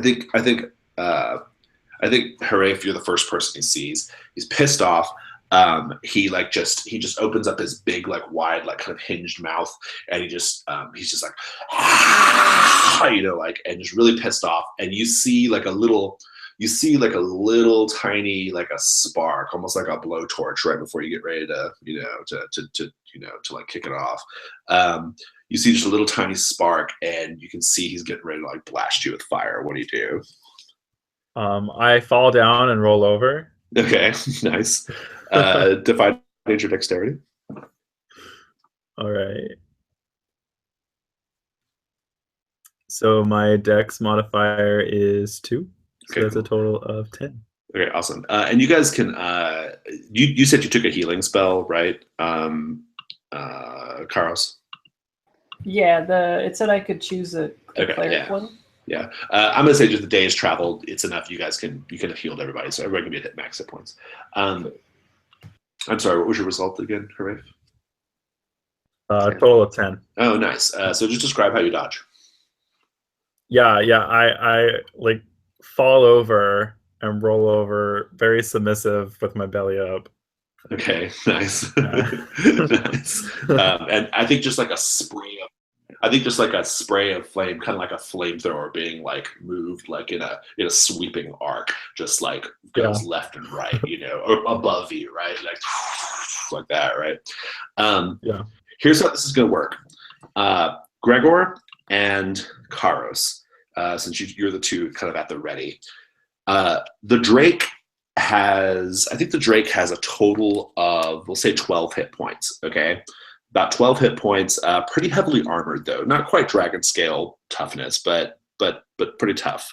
You both just get free attacks on it. Okay, you get free attacks on it while it's kind of like trying to clamber out of the pit, and as long as you can take it out during these free attacks, you're in the clear. The thing is dead. Gregor, what do you do?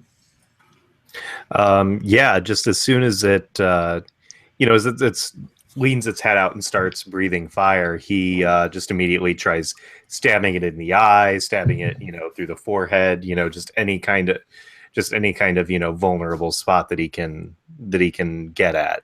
Nice. Roll your damage. All right, and just rolling straight damage, not a hack and slash. Just straight damage. Yeah. Gotcha. Damage. Oh no. I will use my human ability that'll let me re-roll a single damage roll. Oh, nice. Good. Yeah, it's a good place to use it.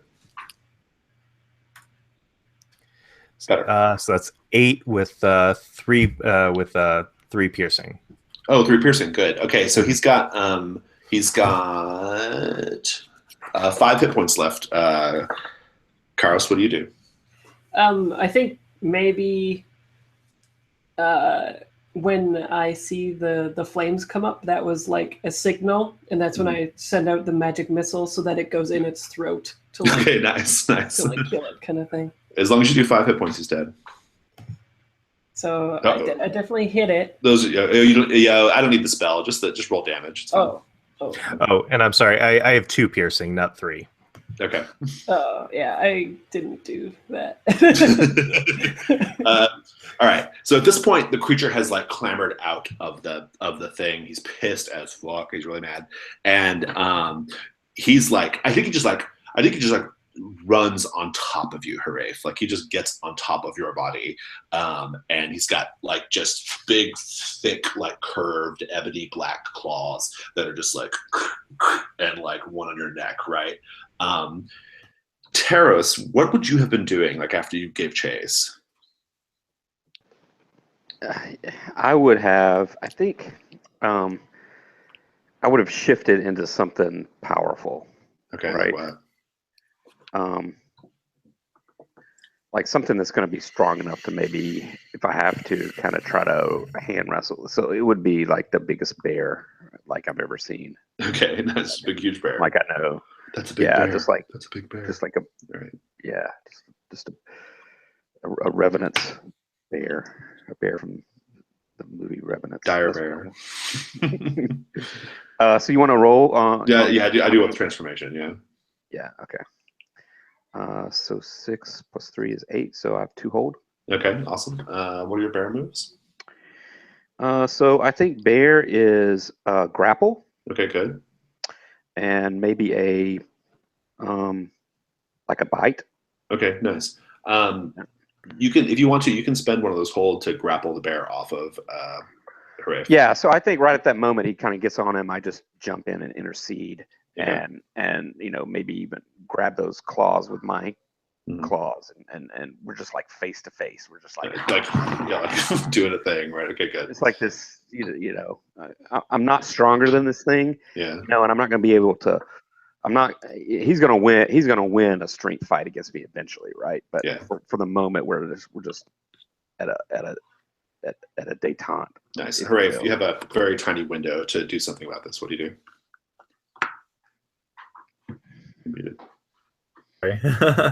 Yeah, I'm going to scurry away with my tail between my legs. Okay. Because I feel like I'm outmatched here. So you run. All right. Taros, the dragon eventually, the drake gets the best of you, and the bear just goes lumbering down at a certain point, right? And the dragon the drake just like opens up his mouth like really wide. He's getting ready just to breathe like flame fire down on top of you. Gregor, you have a moment here. What do you do? Yeah, as soon as he inhales, as if he's going to breathe fire, Gregor is going to try to angle himself, as much under his head, and try to stab him in kind of the soft under part of his neck. Nice.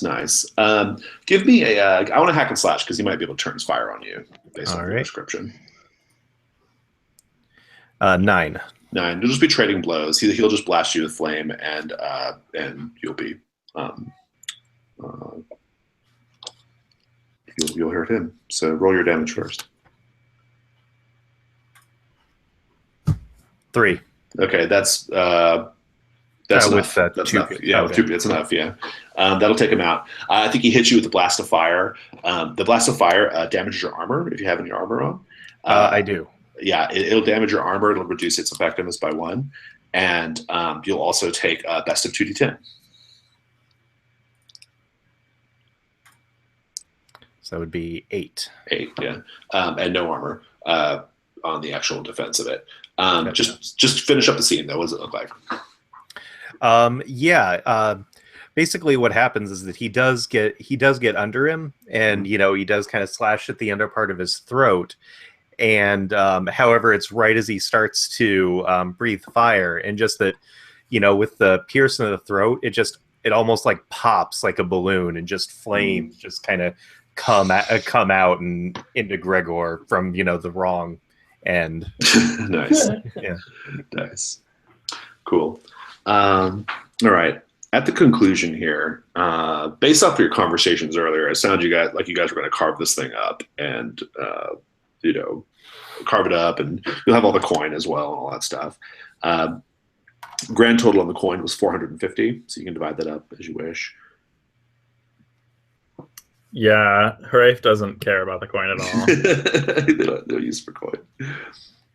They haven't instilled that in them with the guild. I'm actually a druid who, I've always played this druid as someone who wants coin, right? Remember, even I stole stuff. You remember I did that heist? Yeah. So I'm actually not a druid who just doesn't want money. So yeah, I definitely want money. There's enough of the company in you, right? I mean, there's enough of the company, right? Their whole raison d'etre is to get paid. So, but also, well, there's a whole bunch of us. There are a bunch of sages too that want to know mysteries, but whatever. The freebooters want to get paid. I just want meat. He just wants meat. Very good. I think for killing the Drake, you'll get enough meat to last for the remainder of the adventure, so don't worry about that. So we don't have to worry about concerns of rations. But there are other body parts too. I mean, what's our interest here? Like in terms of like it's what kinds of things? I'm particularly interested since Gregor is studying ritual magic and Carlos is an actual wizard. What are we thinking here for taking off the Drake? I think like the gland that actually makes the fire would be like a very, like a very sought after thing. Yeah, put fire glands under gear. Jason also think that maybe on the inside too, especially around the throat and belly area, is this? It's not like it's like an asbestos type material, that just kind of protects the inside. I don't like that. Yeah, that's good. And so I don't, maybe that's something that can be used in a ritual or a potion or something like that, right? I mean, I think it's got some qualities there where you can. No, I like that. Like a kind of a fire retardant lining of their stomach or whatever. Yeah, that's pretty good. We can call it like just plain Drake stomach lining. Whoever wants to put that in their gear, that'll be a weight though if anybody chooses that one. I think something else would be because there's already the glands that that create the fire, but the actual like fluid that it produces, I would say like a bottle of that would be valuable. Oh yeah. Okay. So like there's the gland and there's also like the fluid that comes out of the gland. Yeah. Okay. I'm into that. Yeah. Like you can name that however you want in your gear. Cool. Hraif, what's the most delicious part of the Plains Drake? So it's actually the fatty belly. Okay. Yeah, that's the best part. Okay. All right, I'm into that. Do you just like go straight at it or what? Oh yeah, like I tear open the stomach, and I like to think that when people look at me, they get a little nauseous because I'm just covered in blood and I'm like eating this raw. I'm making a huge mess. Nice. Good. Yeah. For the rest of us who want to cook the food, well, actually, I don't eat it, but I know these other guys probably want to cook it. Yeah, you just eat berries and nuts and shit that you forage, right? Right. Well, we're gonna build a fire. We're gonna show these guys something, and I just take one drop of that fluid, that Gregor has, and just kind of drop it on the wood, and then when we hit a spark, it's like gasoline, right? It's like nice. And anyway, so it's Everyone goes, ooh. That's good. That's good. I do want I like to one think of those that claws. I'm sorry, I do want one of those claws okay. that can add to my necklace, right? Sure. Yeah. Yeah. They're big. That'd be a big, huge. Like, Yeah, so I think maybe this will be the centerpiece, right? You okay. know? All right. Cool. I'd like to think that I've made myself a little bit sick. So. Nice. Are you puking up Plain Strike now? Probably, yeah. Hooray is revolting. Literally Yeah, here he shitting is. The rest of the journey will go by fine. There's no the journey to Lake Hali is fine. You don't actually get to Lake Hali proper right away. About maybe a quarter of a mile away, there's a village. There's a village that pretty destitute. This is a kind of a remote part of the wilderness, if I'm being honest. There's not much around. You haven't seen a road in a while. It's just a village of like maybe, I don't know, fewer than 20 like real simple thatched, wooden buildings. And it's called Torrens Oak. It's so named because there's an oak tree. So that's what they called it. Some guy named Torren found it. I'm just going to go around the table and just ask you guys, like, what's your plan here? Like, that the Yellow Duchess lives in the middle of Lake Hali. That's something the company knows. There's an island apparently, and she lives on it. She has a house. That's what they say. But Lake Hali is huge. You don't have a boat, right? So there's that issue. And then also, you just don't know much about what you're up to. So as you approach Torrens Oak, I just like to get a sense of like what everyone's just like what your thinking is, what you might go do. Gregor, what do you think? Well, we need to get across Lake Hali, and we don't have a boat. So I think the first thing to do would be to see if there's a see if there's a fisherman or someone with a boat that would allow us to pay our way across the lake. Yeah, to get across the lake. Carlos, what about you? I think that I would see. Maybe would this be a place where you would sell that fancy stuff? Maybe some of it, yeah. Maybe, I don't know. That's probably more of a bigger town thing. These are like maybe trade. This is a pretty this is a shit hole, if I'm being honest. Like, it's just 20 buildings, and like it's not much. I mean, not much. But it's lakefront, right? No, it's not. It's about a quarter of a mile away from the lake. That's important. Oh. They've chosen not to be right on the lake. Is there? I noticed that for one of my spells, it was something like communing with a spirit or something like that. Mm-hmm. Yeah. Well, so let's talk about your spells. Let's look at like mechanically what you're allowed to have and stuff.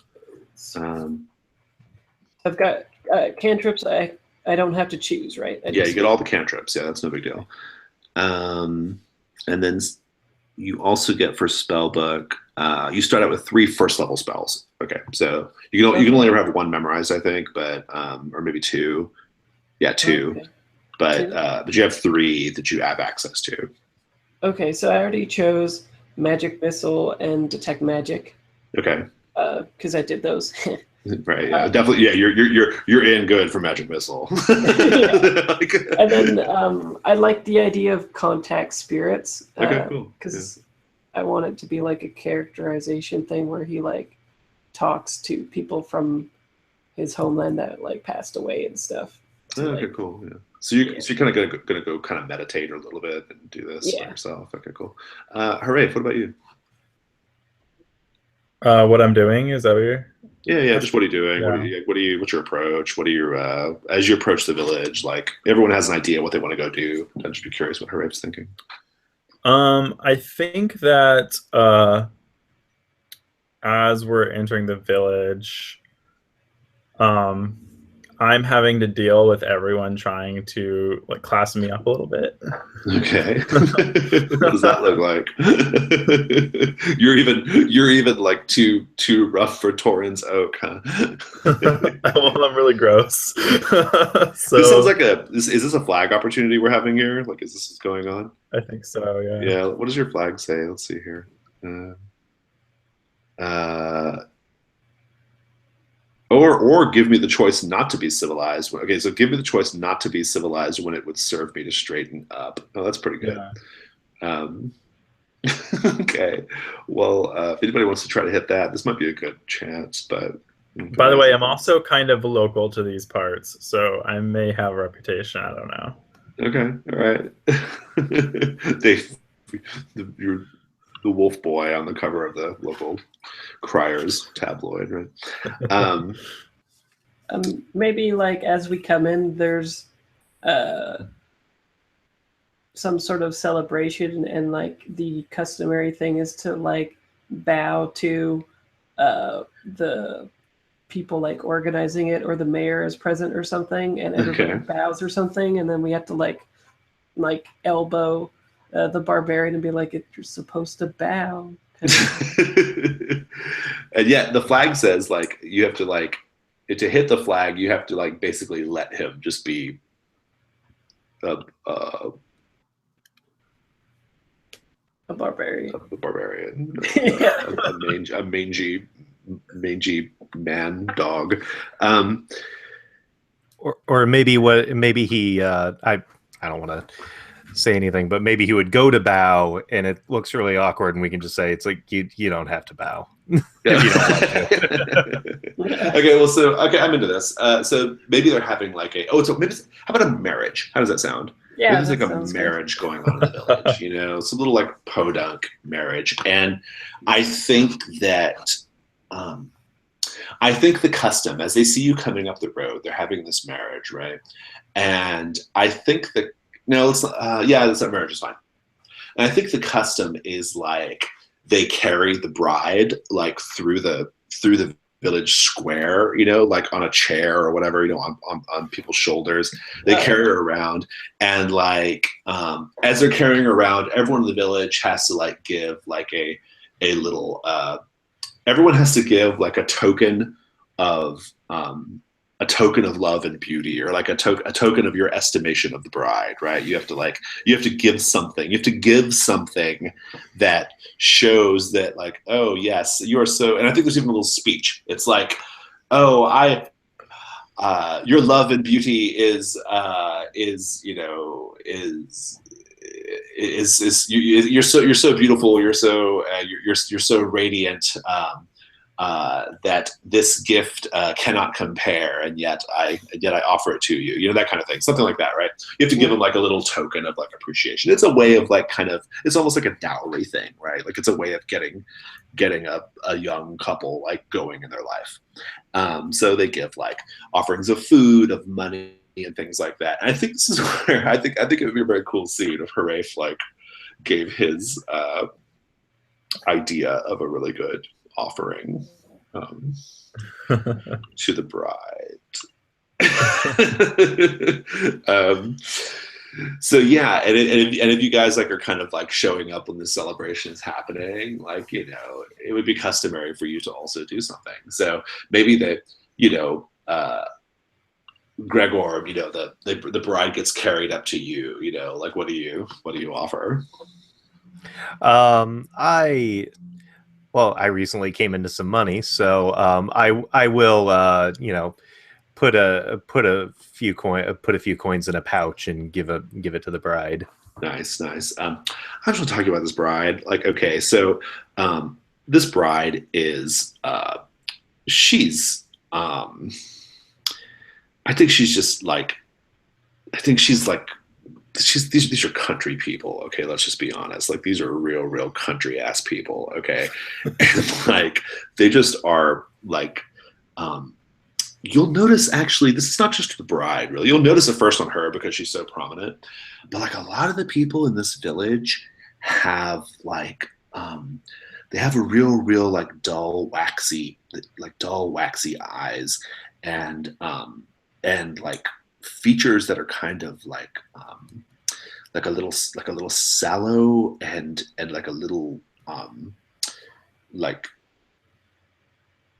soft, I guess, for lack of a better word, like a little strangely fleshy and even a little moist looking, like they're very sweaty, um, and very just like puffy faced and puffy cheeked, like jowly, right? They're very jowly. You notice it on her first, and you'll notice it on everybody else too as you're coming in. But they take your offering and they thank you. The father of the bride is like, "Thank you, sir." Well, and I think it's more like this. I think he's like, "Thank you so much, sir. This is a fine offering." And he takes it, and, puts it away. Karos, they bring the bride up to you. Do you give an offering? Yeah, I'm thinking like maybe she's too like poor that she wouldn't have like really good alcohol or something like that. Yeah. So I want to use prestidigitation to make her whatever she's drinking taste like the finest thing that I know of. Oh, nice. Okay, good. Yeah. I want the spell roll on that. Cast a spell. Hopefully. So far, I'm not the best at it. Let's see. Oh, yeah. So 10. 10. Okay, nice. Describe it. I think maybe the guy is like expecting like money again, and she's looking kind of bored. And I notice like the camera like pans up, and she's got like a wooden like whatchamacallit, one of those like decanters or whatever, but it's just filled with like water because they can't afford it. And I like wave my hand, and like a little fancy like red special effect thing comes out and like touches the water, and it turns like a really deep red. And then I ask her to taste it. And she's just gobsmacked, like eyes wide, like just dazzled by this sleight of hand, this magic that you're doing. And she tastes it, and like you notice now that she can't quite open her mouth all the way. She's got like some kind of problem, and she kind of lifts the goblet up to her lips, and she can't quite properly aim the glass like into her mouth, and so she has to just kind of like like lap her tongue out at it a little bit to get it, lap it and get it to like roll down her tongue, right? And she's like, oh father, it's so delicious. And then everyone's like, oh, and like doing their thing, right? Mm-hmm. Well, so here's the thing. Taros, I think you're the first person to spy what Harafe is about to offer. Do you want to give an idea what you think it might be?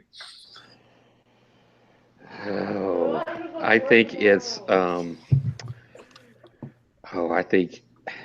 think he's got some bones from this. From this. Drake that we just killed. And I don't know. I mean, that's my first thought, that, oh my gosh, he's been carrying around these bones. He's just been chewing on them. They're like his best, Okay. they're like, how a dog is. Yeah. Like it's something you would hide normally, right? Yeah. Hide it. He's got him. Yeah. Maybe he's got him hidden all over his body somewhere and in his pack, and maybe even Kookie's carrying one around too, right? I don't know. There's something about these bones. I don't know. Maybe the marrow in them is just so. Maybe it's got a little kick, a little spice. What do you think, Harafe? Is that what you're? What do you think? I don't know. I'm just gonna. Yeah. I think I put down one of the bones, and then I'm kind of like smelling the other things, and I like to think that I decide to mark a little territory right here. Did you pee as well? On her. Yeah. Okay. Okay, party. This might be a flag opportunity. Harafe is about to pee on the bride. Is anyone going to stop Harafe from peeing on the bride? I think everyone hits the flag if you let this happen. I think maybe I even encourage it because, you know, my personality is such that I don't mind kind of stirring things up. I'm kind of a chaotic, militant kind of guy anyway, and I'm kind of from this area a little bit. And maybe, you know, maybe these podunk humans, I like to just kind of poke fun at them anyway. I've never been maybe to this village or anything, but maybe I've been a little mischief with the human settlements in this area anyway. And so I don't know. Maybe I even kind of encourage him to do just something just really completely, you know, stupid, you know. So yeah, just because I want to see, you know, I want to be amused at the reaction of these people, you know, when they're serious, solemn proceedings. It's just, well, it's a little more celebratory than that, but yeah. Well, yeah, but it's important to them, right? You know, so you know, and this is going to ruin it. So I maybe I've even put a little bug in his ear about it that, you know, this is what you do. What you do. You marketer. You know, kind of like the older brother, you know, is always trying to get the younger one to do something crazy, you know, and might be in trouble for it, right? Right. Gregor, what do you think? You're gonna let him go for it? You can tell what he's about to do. Like, it's really obvious, right? I figure it's going to cause more of an issue if I stop him from doing it. So I'm just going to pretend not to notice. So he's just going to be like, "What's that over there?" Yeah. Okay. Well, Karos, what do you think? Can I let him do it, but then do like another? Change it to wine.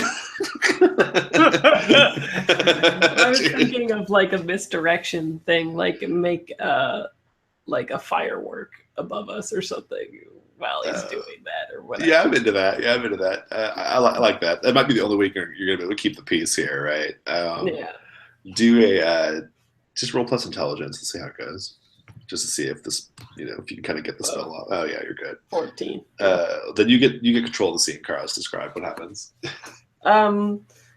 So I think I'm like still doing like theatrics and like talking with like kids or something as they run up after I do that thing, and then I see the barbarian come up and start like doing this thing, and I have like a panic look on my face, and then like both my hands fly up, and like I think I have most of the crowd's gaze already, and then they like look up with it, and then like a firework explosion. Nice.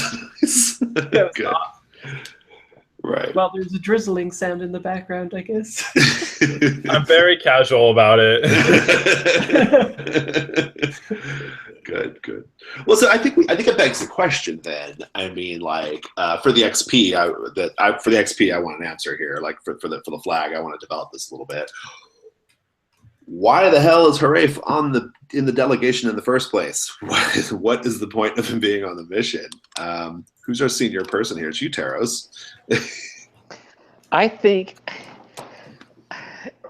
you know, I always have sort of this plan in the back of my mind to kind of break down, you know, civilization and society and stuff like that. I think that's what's causing all kinds of stuff, right? So yeah. I don't think Haraf was supposed to go on this at all. I think another company member had been selected to do that.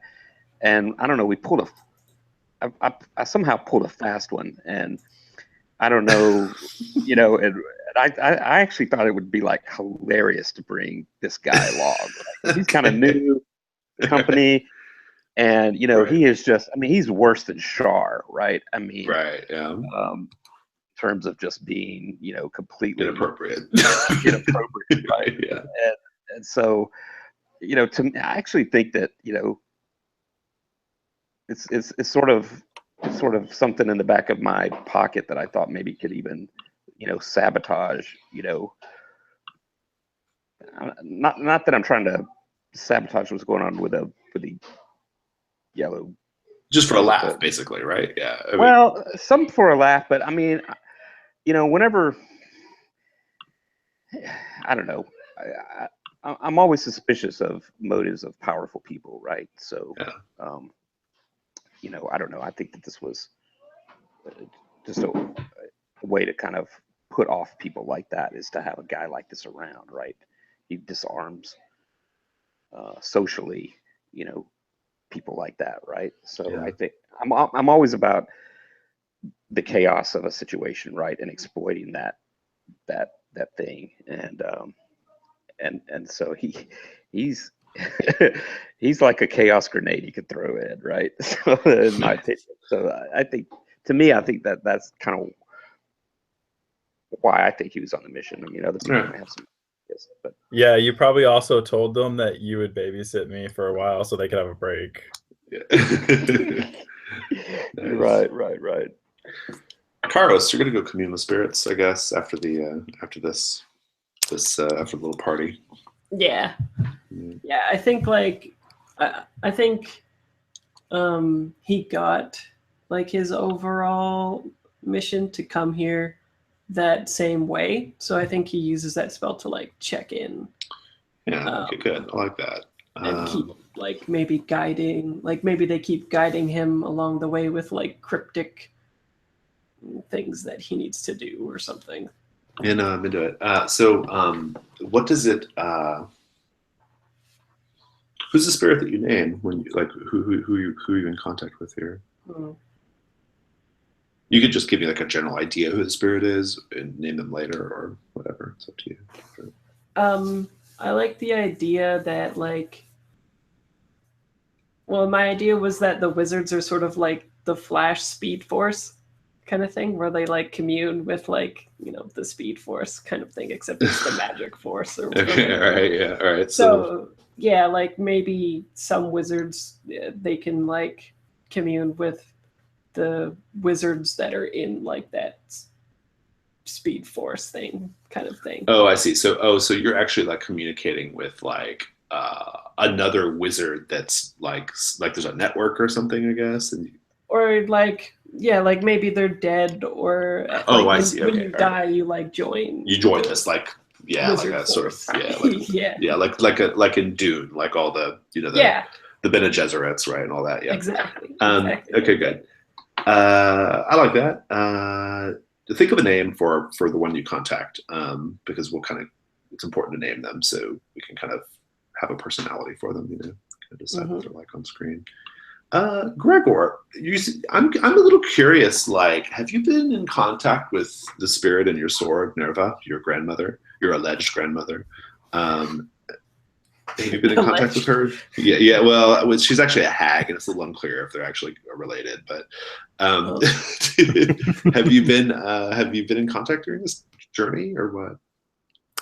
I don't think he's actively called her up, but I do think that a lot of times at night when they're camping, he can hear, it's like sometimes in his dreams he can hear like whispers in his head. Nice. Okay. Good. And I think like a single word has been whispered. She's whispering a single word in your ear as you, or just in your dream, right? And I think she appears to you in the dream sometimes too, because she's that way. She appears as she appeared when you encountered her physically, about 7 feet tall, a naked old woman, like raw turkey flesh old woman, just skin hanging off bone, right? And bald, no hair, and kind of like just milky eyes, right? And she whispers a single word every time you've had this dream, right? She whispers, she gets really close to you in the dream, and she says, Carcosa. All right. What's the spirit that you're contacting, Carlos? Oh, sorry, go ahead, Gregor. I didn't want to cut you off. Oh, I was just going to say, it's like, Gregor wouldn't know the meaning of this word, would he? Or I don't know. Do you think? Maybe. Yeah. Probably not. Maybe it sounds familiar, but he probably doesn't know what it is. Okay, good. So you're gonna commune with spirits here, or contact spirits, right? Yeah. What is it? What do you want to go ahead and cast a spell? We'll just cast it first and describe. We'll just see how it goes after that. Okay. Yeah, contact spirits. Yeah. Plus int 6, 8. 8. Okay, so do you want to just forget the spell or take a -1 ongoing or what? Yeah, maybe I'll forget it, and then like I don't think I need to contact them like every day or anything. Yeah. So who's the spirit that you name? Maybe Merda, and yeah, I think like I don't know how. Maybe it's sort of like a ethereal looking, like face sort of thing that like compiles like on the wind or something when it's like talking. Okay, nice. Well, so what does the spell allow you to do? Do you get to like ask it questions or something? Or Let's see. Name the spirit you wish to contact. any one question. Any one question. Yeah. Maybe where do I go next? Maybe. Or what is the next step in my path, kind of thing. Yeah. The spirit says to you, it says, is this is it like really like really plain, or does it sound more like just like wind and impressions? Like how do you interpret it? I'm picturing it sort of like how elves speak in Lord of the Rings, where it's sort of like sing-songy. Okay, all right, yeah. I'm not going to attempt that, so I'll just tell you what the answer is. Yeah.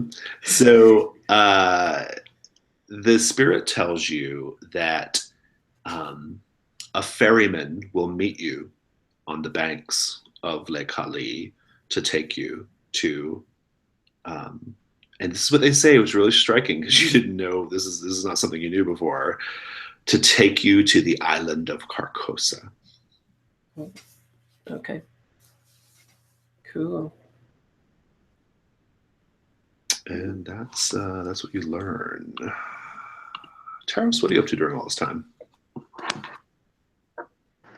So I think I was noticing this sort of strange behavior of the people that live here, and how they look, and then even how they kind of drink and all that. And I'm a little bit suspicious about that. And I guess I could turn into an animal and just go spying around, but that seems not as interesting as maybe going down to their graveyard. Okay. And doing my own communion of the whispers. Okay. And so I have a move. It's called Communion of Whispers, in fact. What does that do? And it says, get to it. When you spend time in a place, making note of its resonant spirits and calling on the spirits of the land, roll plus whiz, and you will be granted a vision of significance to you and your allies and the spirits around you. And so depending on the outcome of that roll is, how vivid that is or how clear it is versus how murky it might be. Yeah. Go ahead and give it the roll. Okay. What does it look like? Like, what do you do? So I think I just go spend the night at the graveyard, actually. Okay. I think I spend some time just like reading the gravestones and the people and epitaphs and all of that, and just trying to get to know them, right, from just what I can read, and the aura that comes from where they've been laid to rest. And eventually I think I just kind of sit down and just kind of almost in a apocalypse world sort of open your brain sort of right, yeah, thing. I just go into this trance of sorts. I think that's what happens. Awesome. Roll plus wisdom. Yeah. All right, let me bring back up dice stream.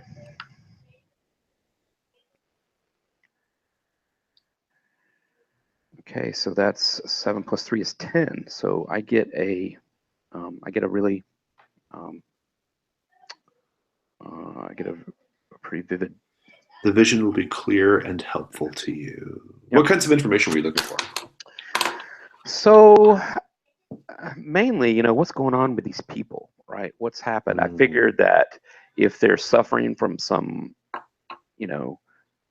malady or something like that, or something physical. The people that are buried here, maybe it would have killed them or something like that, or maybe if there's a curse or something. I mean, I'm just thinking that the dead, would be able to maybe tell some secrets, right, or something like that. You're gonna have a vision. This is your vision.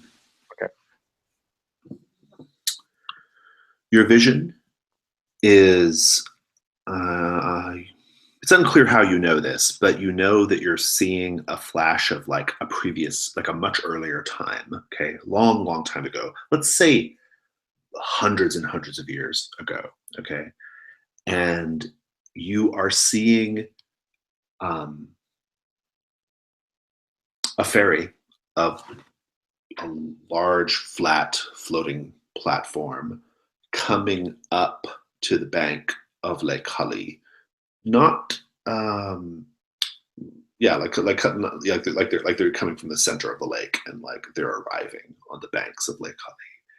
And these people look cold and frightened, and like they don't know where they are or what's going on.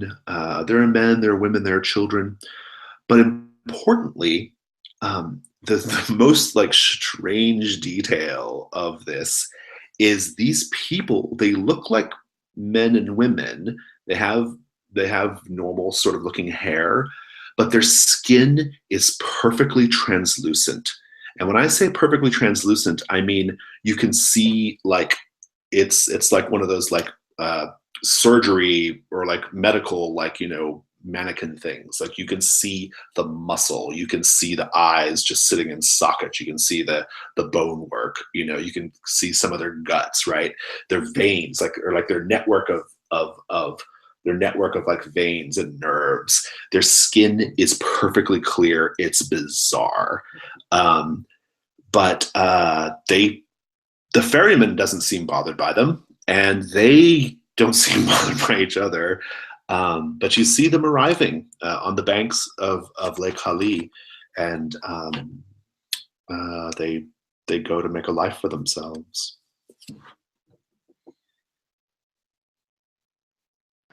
Wow. Okay, that's wild. Do they have clothes on and stuff like that? Yeah. Oh, Like okay. you can, but you can kind of see on their Okay. arms and stuff and their head. Yeah. Okay. So otherwise, they were just like normal people, right? Yeah, but their skin was clear.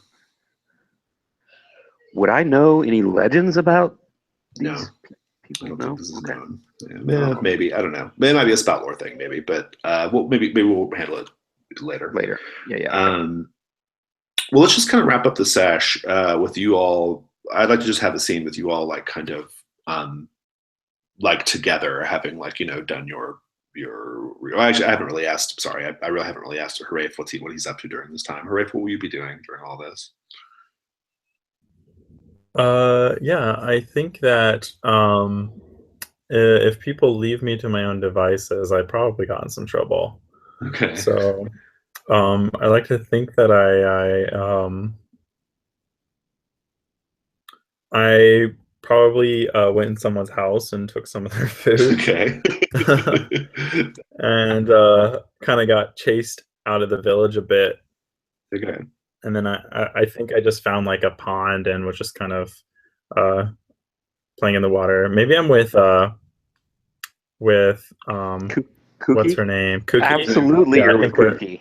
Yeah, exactly. I think we're kind of collaborating. How about that's good. No, I like it. I'm gonna do it.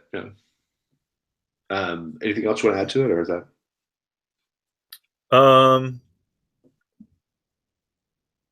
I think I notice the trail of after we get chased out of the village. I notice like some wolf prints, and I decide not to follow them. Okay. You decide to like resist the urge to go follow the tracks. Okay. Yeah. So I think it'd be good if you're still kind of away from the group. I might have like a little well, I don't know. I don't think I want to go that hard. I like that. That's good. Unless there's something else you want to accomplish, I'm happy with that, just as a visual sort of thing. Yeah, I like to think that when no one's bothering me to be civilized, I just kind of like go wild, and Yeah. I'll probably end up in like my gear is all scrambled around and some of it's missing, and I'm all covered in mud. Nice. When people find me again, probably. All right, cool. Actually, let's just end there. I think that's pretty good. We've only got 15 minutes left, and we still have to do end of session. And I felt like we had a nice little ending with the vision of the strange, transparent people arriving a long time ago onto the shores of Lake Holly. Let's do the end of session move. Okay, so everybody, let's look at flags. I think everyone I kind of really quite enjoyed that scene with the wedding and all that stuff. I thought that was pretty fun. And I felt like we learned a lot about the characters in that little brief moment. And the impetus for that scene was Haraf's flag, right, in a way.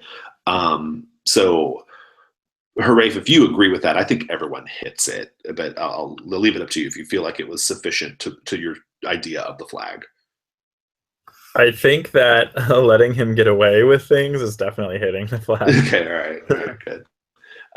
There's no XP at stake, but I'm just curious if anybody else thinks they hit another flag too during the game, just so we can kind of get a sense of like how we're doing on that. I did, we didn't have a chance for us like a good sit around. I guess we could have, but I did want to, and maybe we could try to do this next session. I do want to, both Gregor and Karos both have these flags where, they get to talk about, things about their life or their tattoos and things like that. And so maybe at least just for next session, I want to try to remember, to have like a campfire scene or something. I like that. Yeah, I think that's a really good idea. Yeah. Where I love a good campfire scene. Yeah, that's good. We could just ask each other some things like that to hit those. Hit those things. Yeah. If you guys continue a pace to like on the quest that you're kind of on, like to go to the center of Lake Hali to go to the house of the Yellow Duchess, there's going to be a little bit like a time there as well. Like it's not a super fast journey across the lake, right? So that might be a good like, hey, we're just hanging out on the ferry, kind of thing. Oh yeah, that'd be perfect. Yeah. Cool, awesome. Everyone but Harafe gets the XP for that flag. Harafe, do you think you hit anyone else's flag during the session? I actually don't think I did. Okay. Yeah, I don't think so. So here's the one thing that this is always kind of like a first session. There's always like a pickup on this in the second session. We'll take a moment, I think, at the beginning of next session to talk about the flags that kind of exist specifically, kind of like Timothy just did, to kind of set up like how we think we might see a flag coming into play, because those are really good scenes when we're doing them, right? So this was kind of like let's get accustomed to the rules, let's get accustomed to the adventure part, right? Sort of session. Yeah. I think the most I did, I may have hit the one where I put someone in a situation that they can complain about or justly complain about. His eye Gregor. Yeah. But I don't think he complained. Yeah, I'm sorry. Yeah, I we can say I did. I didn't realize you were going for that at the time, but we can always just say I did, or we could. I wasn't going for it. Yeah. Just call it out. If you think you're hitting it, just call it out. We'll RP it out. And in all honesty, that specific bond, I admit I'm not super satisfied with. I might try to rephrase that between now and next week. Okay. Okay. Yeah. Yeah, I think so the funny thing about this is this flag was really salient when we first met your character, but your character has like really like deepened a lot since then, right? Like when we first met your character, they were kind of just like a grumbly veteran type fighter, right? But now there's like a lot of extra layers that are going on now, so it might be. I think there's maybe a better thing there. Yeah, so that's I didn't I was thinking about that at the beginning, but I couldn't really think of anything else that I was satisfied with. So that's something I'll think about between now and next week. Okay, cool. Yeah, sounds good. Awesome. Let's keep going down the questions here or the things. Let's look at the alignment statement. Hooray! Eschew the convention. Eschew a convention of the civilized world. Yeah, I really enjoyed the like eating the stomach and all that stuff. That was pretty fun. Mark an XP. And pissing on the bride. And pissing on the bride. Oh yeah, that's even better. Yeah, there you go. There's your XP for that scene. Gregor, defend those weaker than you. You want to make your case, Gregor? I don't know if I really did. I tried to come to the defense of multiple party members in battle. Yeah. But I wouldn't know. I don't know if I'd necessarily say they were weaker than me. Yeah. I don't think it really came across. Yeah. Taros, did you destroy a symbol of civilization? I don't think, not this week. Okay. Or not this session. And Karos, what is the wizard neutral? To pursue wizard knowledge. I think so. This one's pretty easy to hit. I think like seeking out the spirits was a good one. What do you think? Yeah, that's what I was trying to do with it. Okay, cool. Yeah, I'm into it. So you can mark an XP for that. And let's do the group questions. Did we learn something new and important about the world? Yeah, I think so. You've learned a lot more about these strange people around Lake Hali. Yeah, that's all pretty good. We still don't know the rumors about the Yellow Duchess, but we're going to talk about that soon. Did we overcome a notable monster or enemy? Yes, I think the Plains Drake was a really good one there. So go ahead and mark another XP. Did we loot a memorable treasure? Yes, I would say the various body parts of the Plains Drake as well is valid there. So everyone should have picked up 3 total XP for those last questions. Oh, I think I leveled up then. Sweet. Because I like to fail. Awesome. Okay, cool. Well, we've still got a few minutes. Does anybody want to do we have any feedback or anything we want to discuss, like either for next session or how this went or anything like that? Any thoughts? I'm not going to do full roses and thorns, but just does anybody have any thinking on how it went? I like it a lot. I like the wizard thing, how it's done, and I'm digging Dungeon World so far. Other than this, I've only played Dungeon World twice as a one shot, and it was like years ago as like a fighter and a ranger kind of thing, where it was just like, roll and you hit it. Roll, yeah. I've run a lot of Dungeon World, and I have like sometimes it's a little procedural, but it's a procedure that I think kind of gets us to the good stuff faster, and that's what I always try to aim for. Mm-hmm. I'm more interested. Like I just like to, because we've only got a few sessions, right, to like make the magic happen. So I think it's helpful to kind of like get things going and develop things out kind of on the road, on the fly. I thought everyone did. I feel like Karos is still a little sketchy for me in terms of like personality. So I think that's something we should work on next session, which it was kind of a combat heavy session. So that's kind of understandable. We learned a fair amount about Harafe though. Like I feel like we're getting a good handle on what Harafe's all about. So that's good. And I was trying the whole session to figure out how to work in like all that really like interesting complex stuff about Gregor's character to date. But I think I'm figuring it out. Like I think there's with the dreams and stuff, I think there's something there. But yeah. I think the first time you go over your sword, like that's gonna be the thing, right?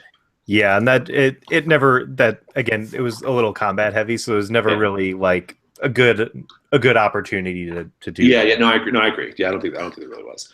But it is something I'd like to explore next time. I guess is what I'm saying. It's not a criticism of anybody. It's just a thing I'd like to see. So usually I'm pretty heavy on the RP and the characterization, but today my mind is elsewhere. It's no worries. And it was like kind of a let's learn Dungeon World kind of session. I always make my first session kind of like that, just because Philip's never played, and also like I haven't exercised my Dungeon World muscles in a while. Like it's been almost 2 months since I ran one session of Death Frost Doom, but otherwise I felt a little like, oh, I'm kind of going back into this and feel a little rusty. So, but you know. But I would never would have thought that this was Philip's, first time playing Dungeon World, and even Fraser only playing one or Oh, two you guys are times. great. Yeah. No, it was awesome. I felt like we, I'm excited about. I've played a lot of Apocalypse World, so Yeah, right. Yeah. So it's just a variation on the theme, right? Yeah. So I don't know. I feel like we have some good chemistry as a group. Mm-hmm. Yeah. So I enjoyed it a lot. So I'm looking forward to the rest of the sessions and getting to know these characters a bit more. Yeah, it's super fun. And I'm gonna do my best to like I want to tell a bizarre, surreal story like from here on out, right? Like that's what I want to do, but I don't want it to be like I think I'm at my best when I'm running it that way. But like I also don't want to like eat up all the sort of thematic oxygen either. So like if you guys feel like you're not getting enough like character time or like RP time, like tell me, because this is called Whispers of Carcosa. It's right there in the title. It's going to be a strange sort of thing, right? But it doesn't mean, I think I like the sort of like, adventuring party that's still the adventuring party, but they're like in this really strange, bizarre circumstance, but we still get like kind of the party dynamics. That just feels very classic to me. I like that. So, yeah. But, if my computer hadn't been like that, then I would have been fine. But I thought you were great. I thought you were fine. I wasn't. It wasn't a criticism. It was just a more of a I just want to know more about Karos because I don't really quite. I like the. I did like the Bene Gesserit Wizard Archive, thing. That was good. That felt like a good okay, that's something I can play with. So that's good. Mm-hmm. Awesome. Well, I thought you guys did great. I don't have anything else though. Anybody else? Any other last minute thoughts before we get out? Just one thing, just kind of forecasting a little bit. I'm only just a couple of XP away from hitting 6th level. Okay. And so, my intention there, I'll get another shot at a ranger move, and my intention is to take the command move so I can actually then begin to use Cookie as a real ranger animal companion. Mm-hmm. I mean, she has a weakness of forgetful, right? And I love how you've been playing her, and so even when we kind of shift into that sort of thing where I can have a little deeper relationship with Cookie, I still want you to feel like you have a lot of freedom to kind of play around with her. I'm not. No, I appreciate that. Yeah, some of the most fun moments with this character has been with Cookie. So yeah. Yeah. And I think it's good comic relief too for when things get tense or whatever. Yeah. So anyway, I just want you to. That's kind of looking forward to what might happen next session at some point. No, I love it. I appreciate that. That's great. No, that's good. And you could be thinking about that ahead of time, so suddenly it's not a surprise. But yeah, I'm into it. That's great. Thank you. Okay. Cool. Well, you guys did terrific. I had a lot of fun, and I can't wait to see what happens next week. Yeah, me too. And I was super excited to see that I was playing with some new people like Tim and Philip too. I've been looking forward to this for since it was announced. So awesome. Yeah, me too. It's not easy to get into. So you guys got in it's like whenever I put up any event with the word Carcosa in it, you got to jump because it fills in like 10 minutes, right? So awesome. So yeah, I hope it lives up to its reputation. So I'm sure it will. Yeah. All right, see you guys. See ya. Have a good one. Mm-hmm.